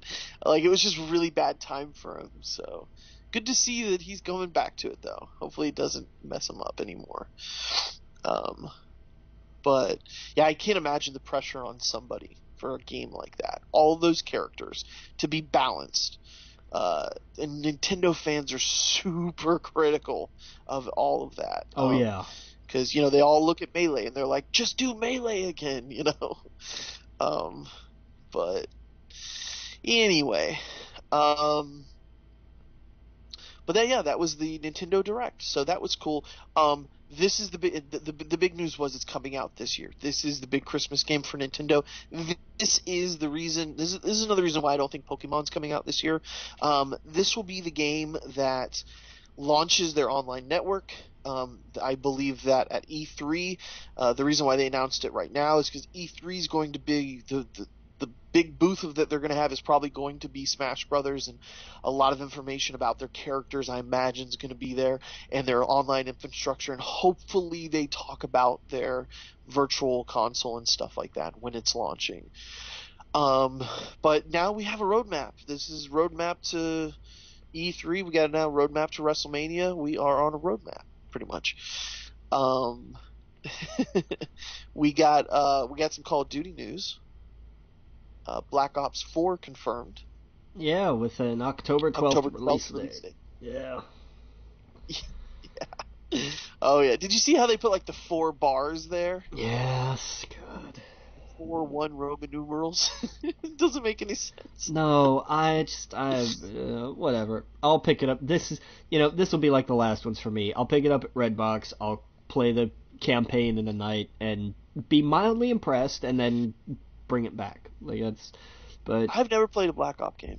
They're good. The story in Black Ops has been good, which is a surprising thing for a Call of Duty game, at least from this kind of generation of them. They got better with Black Ops, because everything was kind of sort of throwaway-ish until Black Ops, and the story in Black Ops, at least the first one in particular, was really good. The second one was a direct sequel to that one. The third one just kind of carried on in name only, if I remember right. It's been a while, but the story has been fairly solid. Yeah, these are always Christmas presents to my brother. Always Call of Duty every year. I've seen the cases. I've sat down and played them with him, but only for that period of time, and that's it. We cracked it open. We'd play the game. Then I'd leave or whatever, but yeah, that's as much as I played these games, so they all kind of go together. I know the Black Ops is it doesn't start in Vietnam, but then it jumps, and then you're eventually in the future. By the end of the third one, yeah, kind of because the first because I can't quite because the first Black Ops is more like Vietnam Cold War-ish, and the second one takes place 30 years after that one, and everybody's kind of old, and you're catching up with some of the same people, but it's still future tech-ish. And if I remember correctly, the third one is a little more future techy. It's not like Infinite Warfare or whatever it was, which was all space and super future tech. But it was more... Was Black Ops 3 the one with Kevin Spacey, I think? Was it? I don't remember. Kevin Spacey was Infinite Warfare, I think. Was he Infinite Warfare? I thought he might have been Black Ops. Or Advanced Warfare.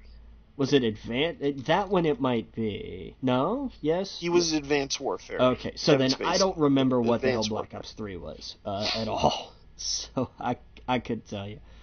But the thing was Kevin Hart. Kevin Hart was the one in. It was Kevin Okay. Hart that was in Black Ops. Okay. I'd take your word I'm for it. just kidding. Completely made that up. Dude, he might have been in the ads for it.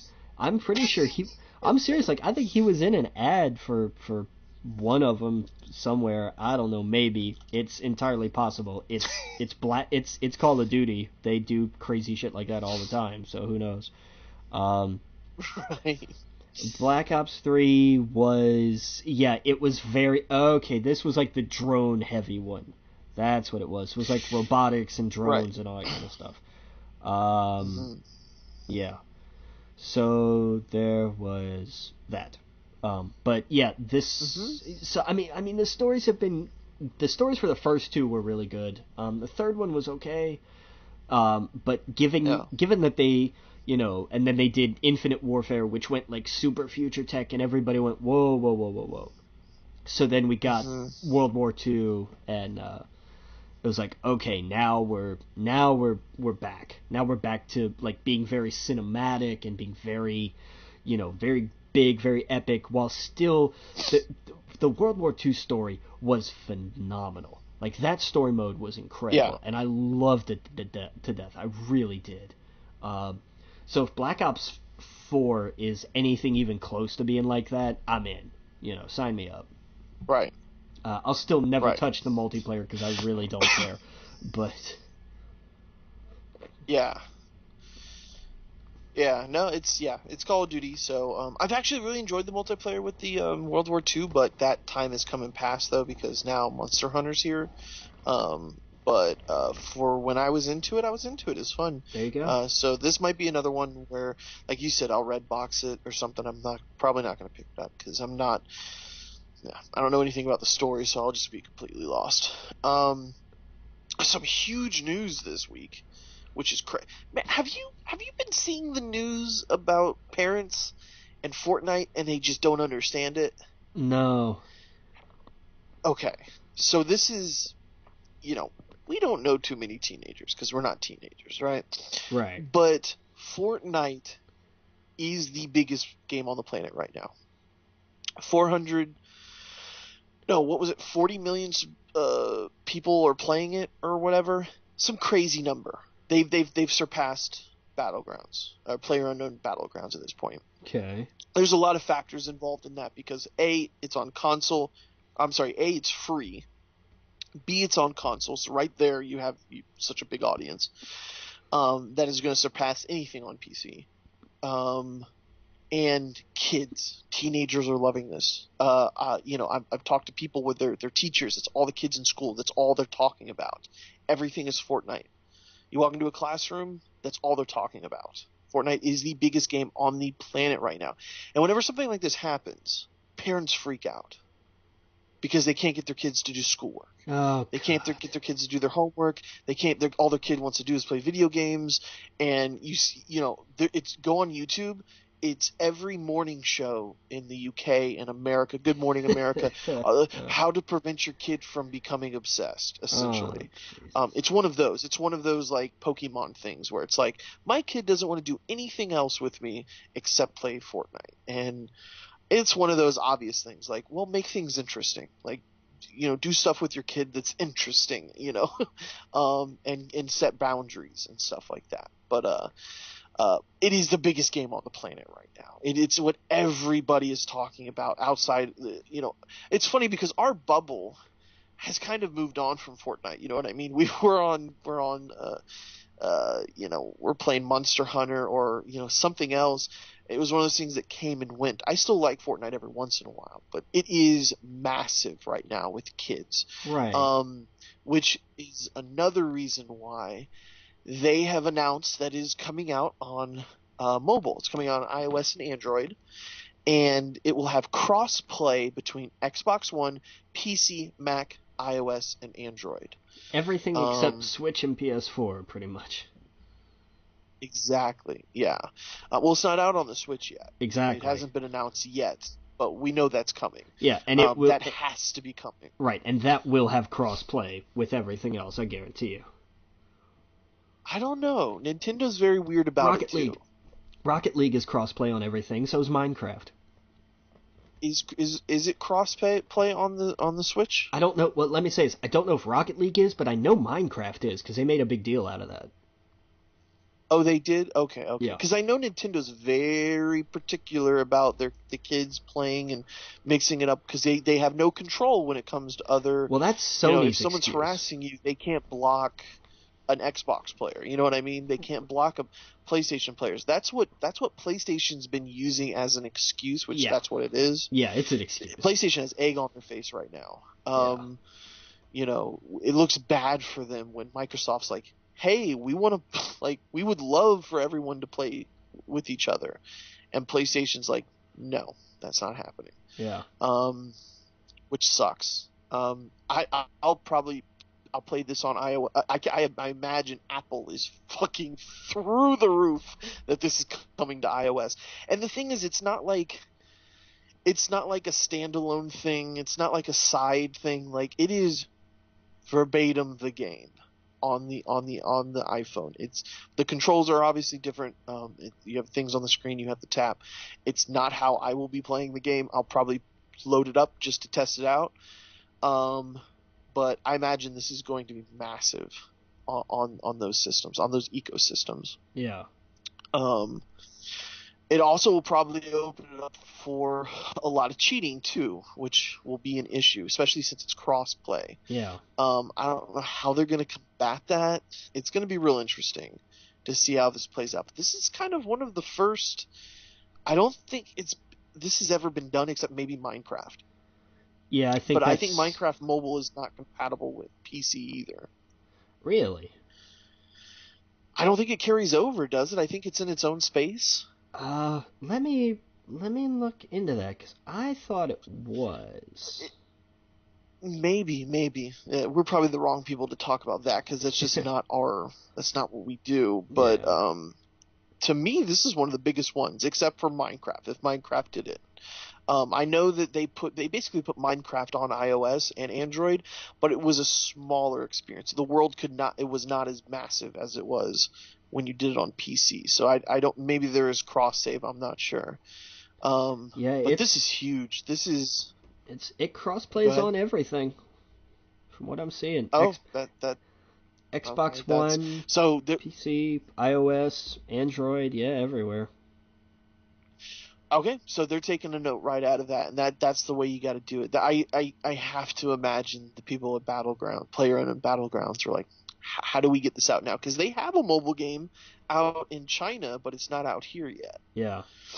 So this is crazy. This is nuts to have that kind of game on the go, which just makes me want to play it. I would play this all day on the Switch. I would be in Fortnite all day on the Switch because that's so cool. To run around and know you might be killing and shooting, well, not killing, but you'd be shooting someone on the Switch. And the thing is, all the backlash about this game is because kids are obsessed with it. The good thing Fortnite has going for it is it's very cartoony. There's no blood. Yeah. When you shoot somebody and they die, they fall to the ground, and then that's it. There's no gore. It's very very Pixar looking. And they have like the mallets and stuff like that now, and the outfits and whatnot. Right. It's more Saturday morning cartoon than it is like Doom, for example. Like it's exactly. Oh yeah. Now, one thing I thought was crazy is have you seen any of the news about the Twitch streamer Ninja?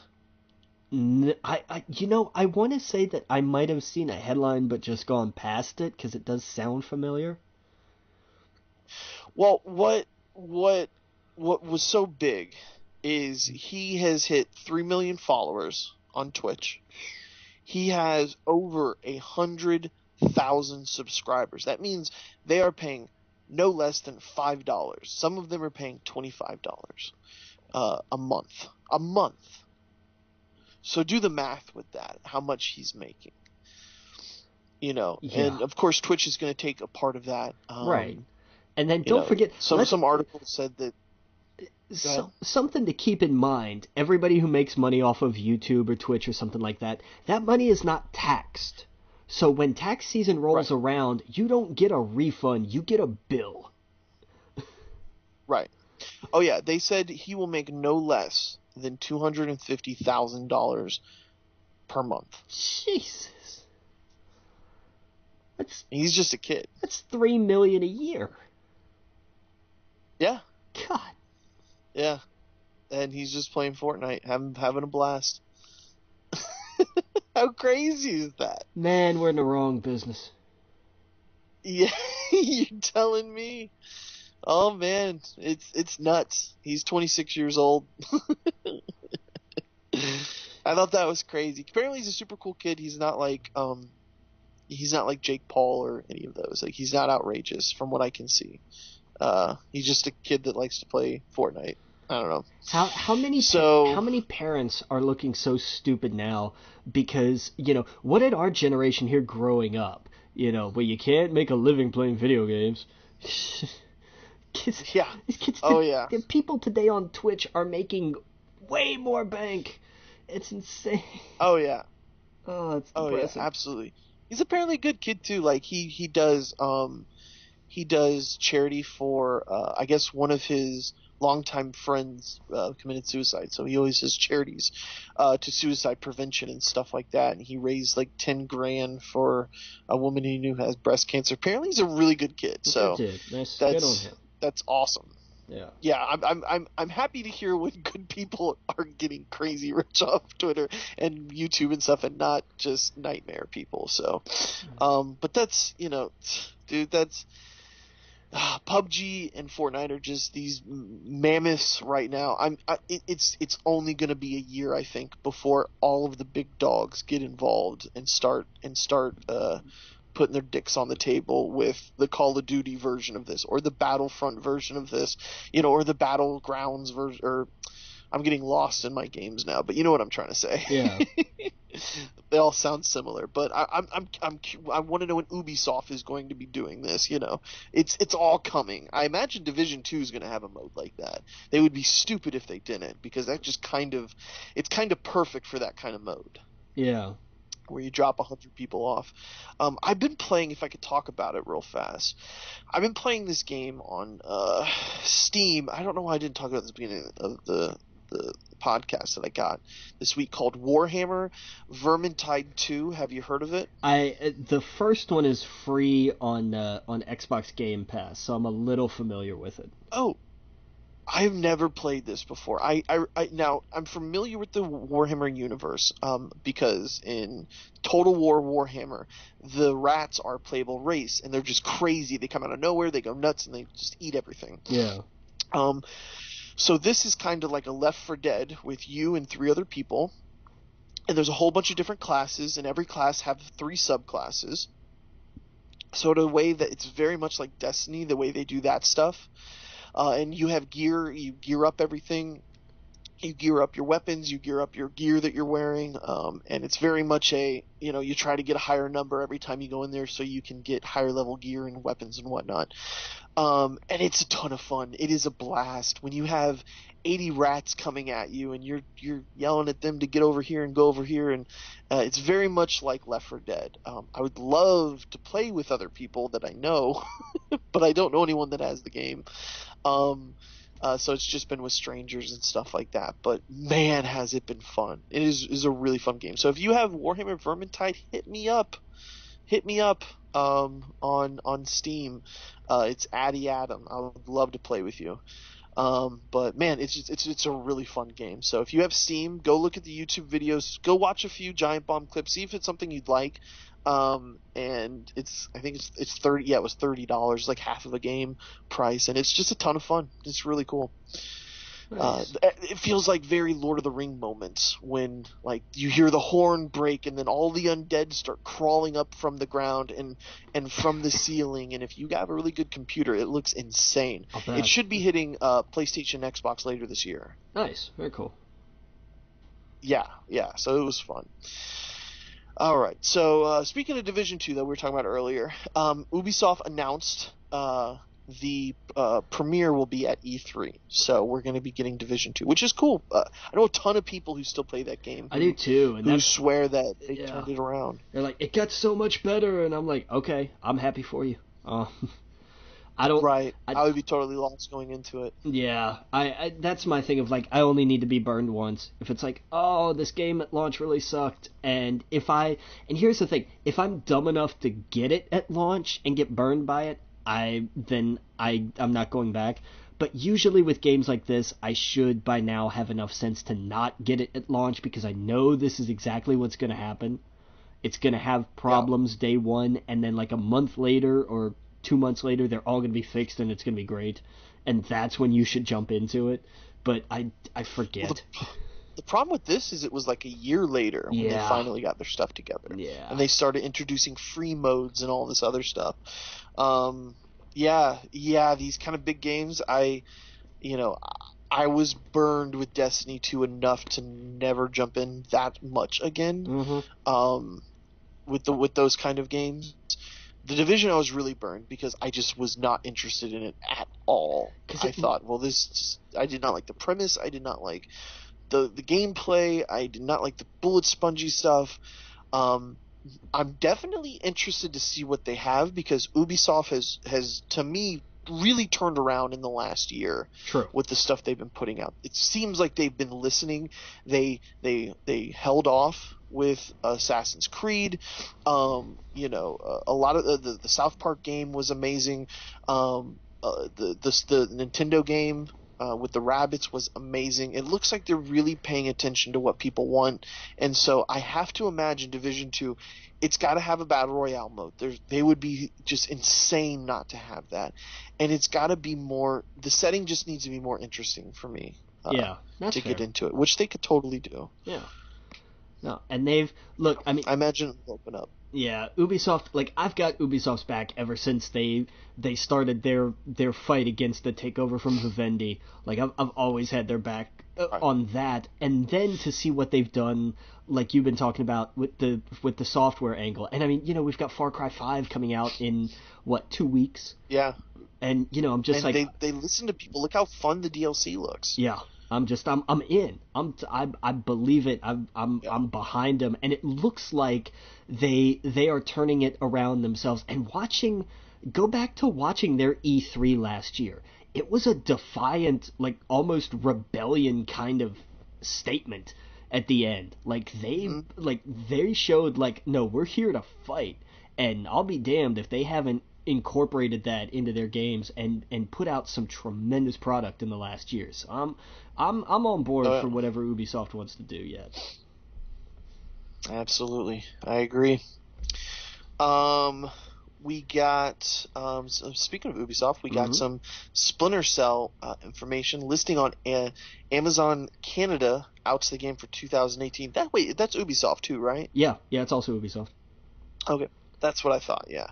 So that's interesting. Maybe we'll hear it at E3. Yeah, what's going on with the last one that we had was what was it, Shadow whatever it was, and that's been a long time. That's been 7 years, 6-7 years, I think. Now that was an Xbox only game, correct? Yes. Okay. Yeah. That's probably why I never played it. Yeah, it looked amazing. I came to the party too late to pick it up, but it looked really fun. If it's ever something that's like a free, it's probably been a free Games for Gold game at some point. But probably. Yeah, if it comes back around, like I'll definitely pick it up. Oh yeah. We got some EA news. Warner Brothers Interactive titles coming to Origins Access, which is really cool. This is something I have on my PC, man. It's $5 a month. When I first got my PC, this was like, okay, I'm broke now. Need to play some cool games where I don't have to. And this was a great program because it was like you put $5 down and you get all these games you can try out. So to see that a lot of their Batman games, the Arkham games, the Lego games, The Witness, which is fucking phenomenal. If you've never played The Witness, I don't care if you don't have a PlayStation or Xbox because it's on iOS, it's on Android. Go play The Witness. It's a really good puzzle game. Yeah. Which is awesome. Wasteland 2, that's really cool. You know what game I started up this week just for shits and giggles? What? The Sims 4. I created me in the game. I didn't do much with it, but it was fun just to create it. And I don't know. I've been listening to too much Giant Bomb. I watched their 13 Deadly Sins, where Abby Russell created all the Giant Bomb, the people who work for the company, and they put them in one house. And then like each episode, they draw a name out of a hat, and then they draw out of another hat that has 13 different ways to kill. And so like they have to kill that character, by steam or something like that, or comedy or whatever. So I thought, well, that'd be fun. I'll just create a bunch of characters. I couldn't figure out how to make more than one sim, so I stopped. I was like, all right, I'm good. But man, he looks like me, just to a T. Nice. Yeah. We got some other video game news here. But I'll let you take it. Yeah, Blue Point Games, who's been doing like all the remakes lately. Somebody asked him like, "Oh, so is your next thing going to be an IP or what's going on?" And the president of the company, Marco Thrush, said, "Yeah, that would be cool, but our next thing is going to be another remake, and apparently it's going to be something that's larger in scope than Shadow of the Colossus." Now, what do you think that means? I don't know. I'm trying to think of like what, because they're all PlayStation games. So what PlayStation game are they gonna remake that's bigger in scope than that? And the only thing I keep coming it's gotta be to, an RPG. Well, yeah, that's true. But what would it be? You know? Well, if they weren't making another Final Fantasy, I was going to say Final Fantasies. If they weren't making Final Fantasy 7, I would say, oh, they'd be work on that. But I don't know, man. That's I keep thinking Guns of the Patriots. I think we get a Metal Gear Solid 4 upgrade. Oh, that's what I'm thinking, because that's a big, that was a huge game when it came out. And it's still... But that already came out on the PlayStation 4. We didn't get an HD version of that. Metal Gear Solid 4, I believe, is on PlayStation 4. No. Yeah. No. When? No? I don't think so. Didn't they re-release it on PlayStation 4? I'm gonna look, but I don't think so. I'm sure we can find out real fast. Yeah, I'm gonna look this up, because I don't think so. Yeah, no, you're right. PlayStation 3. I don't see a PlayStation 4. I thought that was one of the first ones they did on PlayStation 4, but you're right. I don't think it is. No, it was just a PS3 title. Ah, okay. Yeah, that would be massive. Yeah, I think that would be absolutely massive. I think that's it. Because they did do a Metal Gear. They did remaster some of them, and that came out on PS4. But I think that 4 is the only one that hasn't been, and so the install for that was insane. I remember it was a giant install, and even today it would still be huge. Yeah, I never played it. It was good. It's very cinematic. It's very, very cutscene heavy. It's not a game. It's basically an interactive movie, pretty much. But it would sell. It would absolutely sell. And that's so you have to know that going in. You have to know you're buying a very long 12, 13-hour movie with a handful of interactive bits thrown in. You've got to know that going in. But being a fan of the series, it was so worth it. It was absolutely, completely worth it. No question. Oh, okay. Yeah, I got to check that out. Yeah. No, it was awesome, and I loved it. It's not something that everybody's going to pick up. This is not one that's going to be, because it's kind of the opposite of Shadow of the Colossus, in the sense of Shadow of the Colossus is all it's small gameplay, in the sense of it's very limited, but it's all very direct. It's giant scope, but it's all gameplay. Guns of the Patriots is giant scope and it's mostly cutscenes. So it's okay. It's a little opposite in that respect. And it's definitely it is worth mentioning that it is way more cutscene than video game. And some people didn't like that and thought, it's like, well, I didn't pay for this. And it's a valid point. It's a completely valid point, and I understand it. I just personally didn't care. That's just me. Yeah. No, I don't mind it. I like that, actually. Yeah. As long as it's good story. It is. Oh, it's so good. I was just looking at the chronology, and it's Guns of the Patriots apparently takes place in 2014. Yeah. That's funny. I love Metal Gear Rising.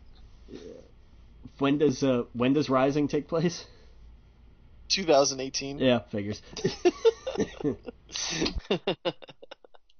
Yeah. Man. Oh man. I'm shocked. Well, I guess they could never do it though, right? I was gonna say, it would be awesome if Kojima could talk to Del Toro and just make a Metal Gear movie, but Konami would never have that. Yeah. No, it's since they own the franchise. Yeah, it would have to be, and as long as Konami keeps making something with the Metal Gear name on it, then they hang on to the rights. Like it's kind of like Sony and Spider-Man. Like that was why they made the reboot, because they had to avoid losing the rights. And then and they'll make Plinko machines forever with that. Yeah, they'll slap its name on something and they'll say, we're still doing this, and yeah. Oh yeah. Well, here, you go ahead and take this next big news. This is awesome. Yeah, damn you, Patrick Rothfuss, for putting this out here. In a good way, because this is a fantastic way to look at this. He was at Emerald City Comic Con this past week. I think it was this past week, maybe it was the week before, and was talking about Book 3, which we'll get at some point. We'll get it when it's done. Trust me, I'm as impatient as anybody else, but writers. But the thing that he said, somebody asked him, like, is there anything in these books that you feel bad about, or some question to that effect? And what he said was, I kind of feel bad that I've tricked so many people into reading a 1,000,000-word prologue. And what he meant by that, and it's you find out very early in the first book, so this is not spoilery, that basically what happened is that Quoth broke the world. Like, everything he talks about right up front, the war that's going on, all of these problems, everything that's kind of gone wrong in the world is his fault. And what this sounds to me like is that this trilogy isn't going to end with Quoth fixing everything. It's going to end with him saying, okay, and now you're up to date on how I screwed everything up. And then and it's just going to set up, here's how the world is now. Yeah. That's awesome. So that whatever projects they do in the future, it's like, now we know what the world is and have fun. That to me is brilliant and insane and ridiculous, and I love it. I absolutely love it. The idea that what is a genuinely epic story, is all just set up.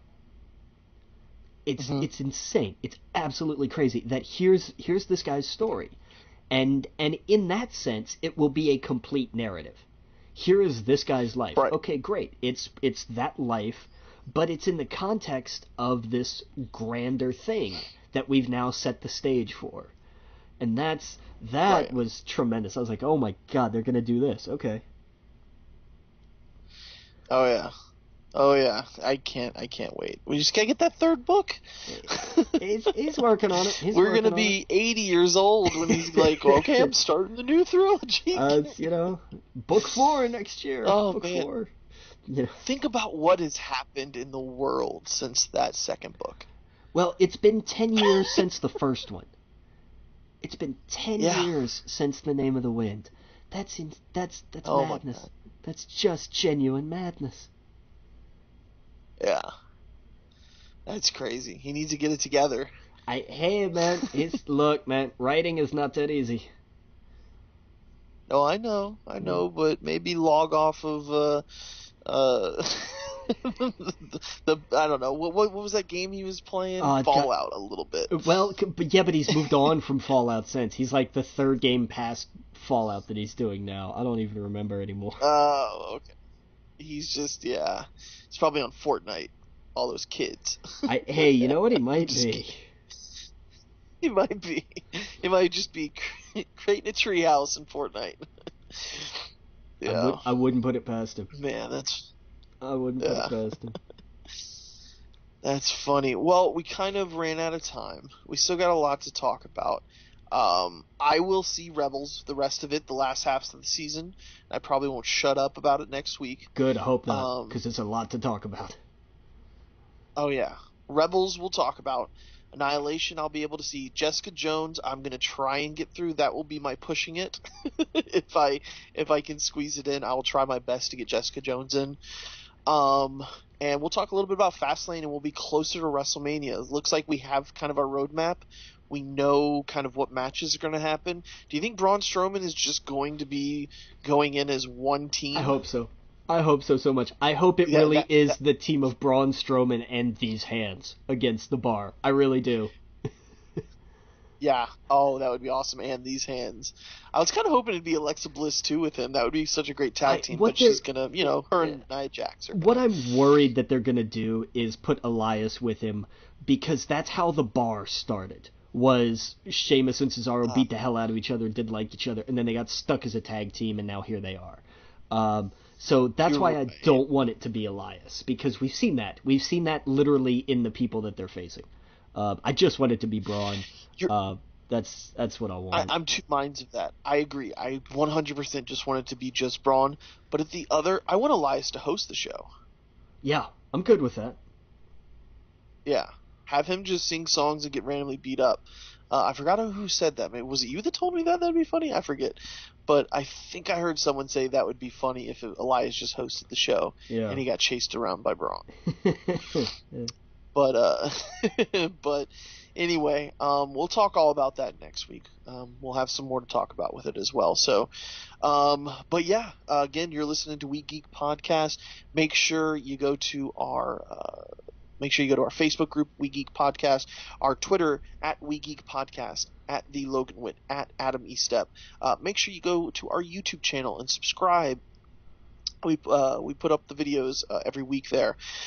Give us a review on iTunes and shoot us an email at wegeekpodcast@gmail.com. And we'll be back next week. We'll talk about a lot of movies and a lot of TV shows that are coming up. And until next week, Captain.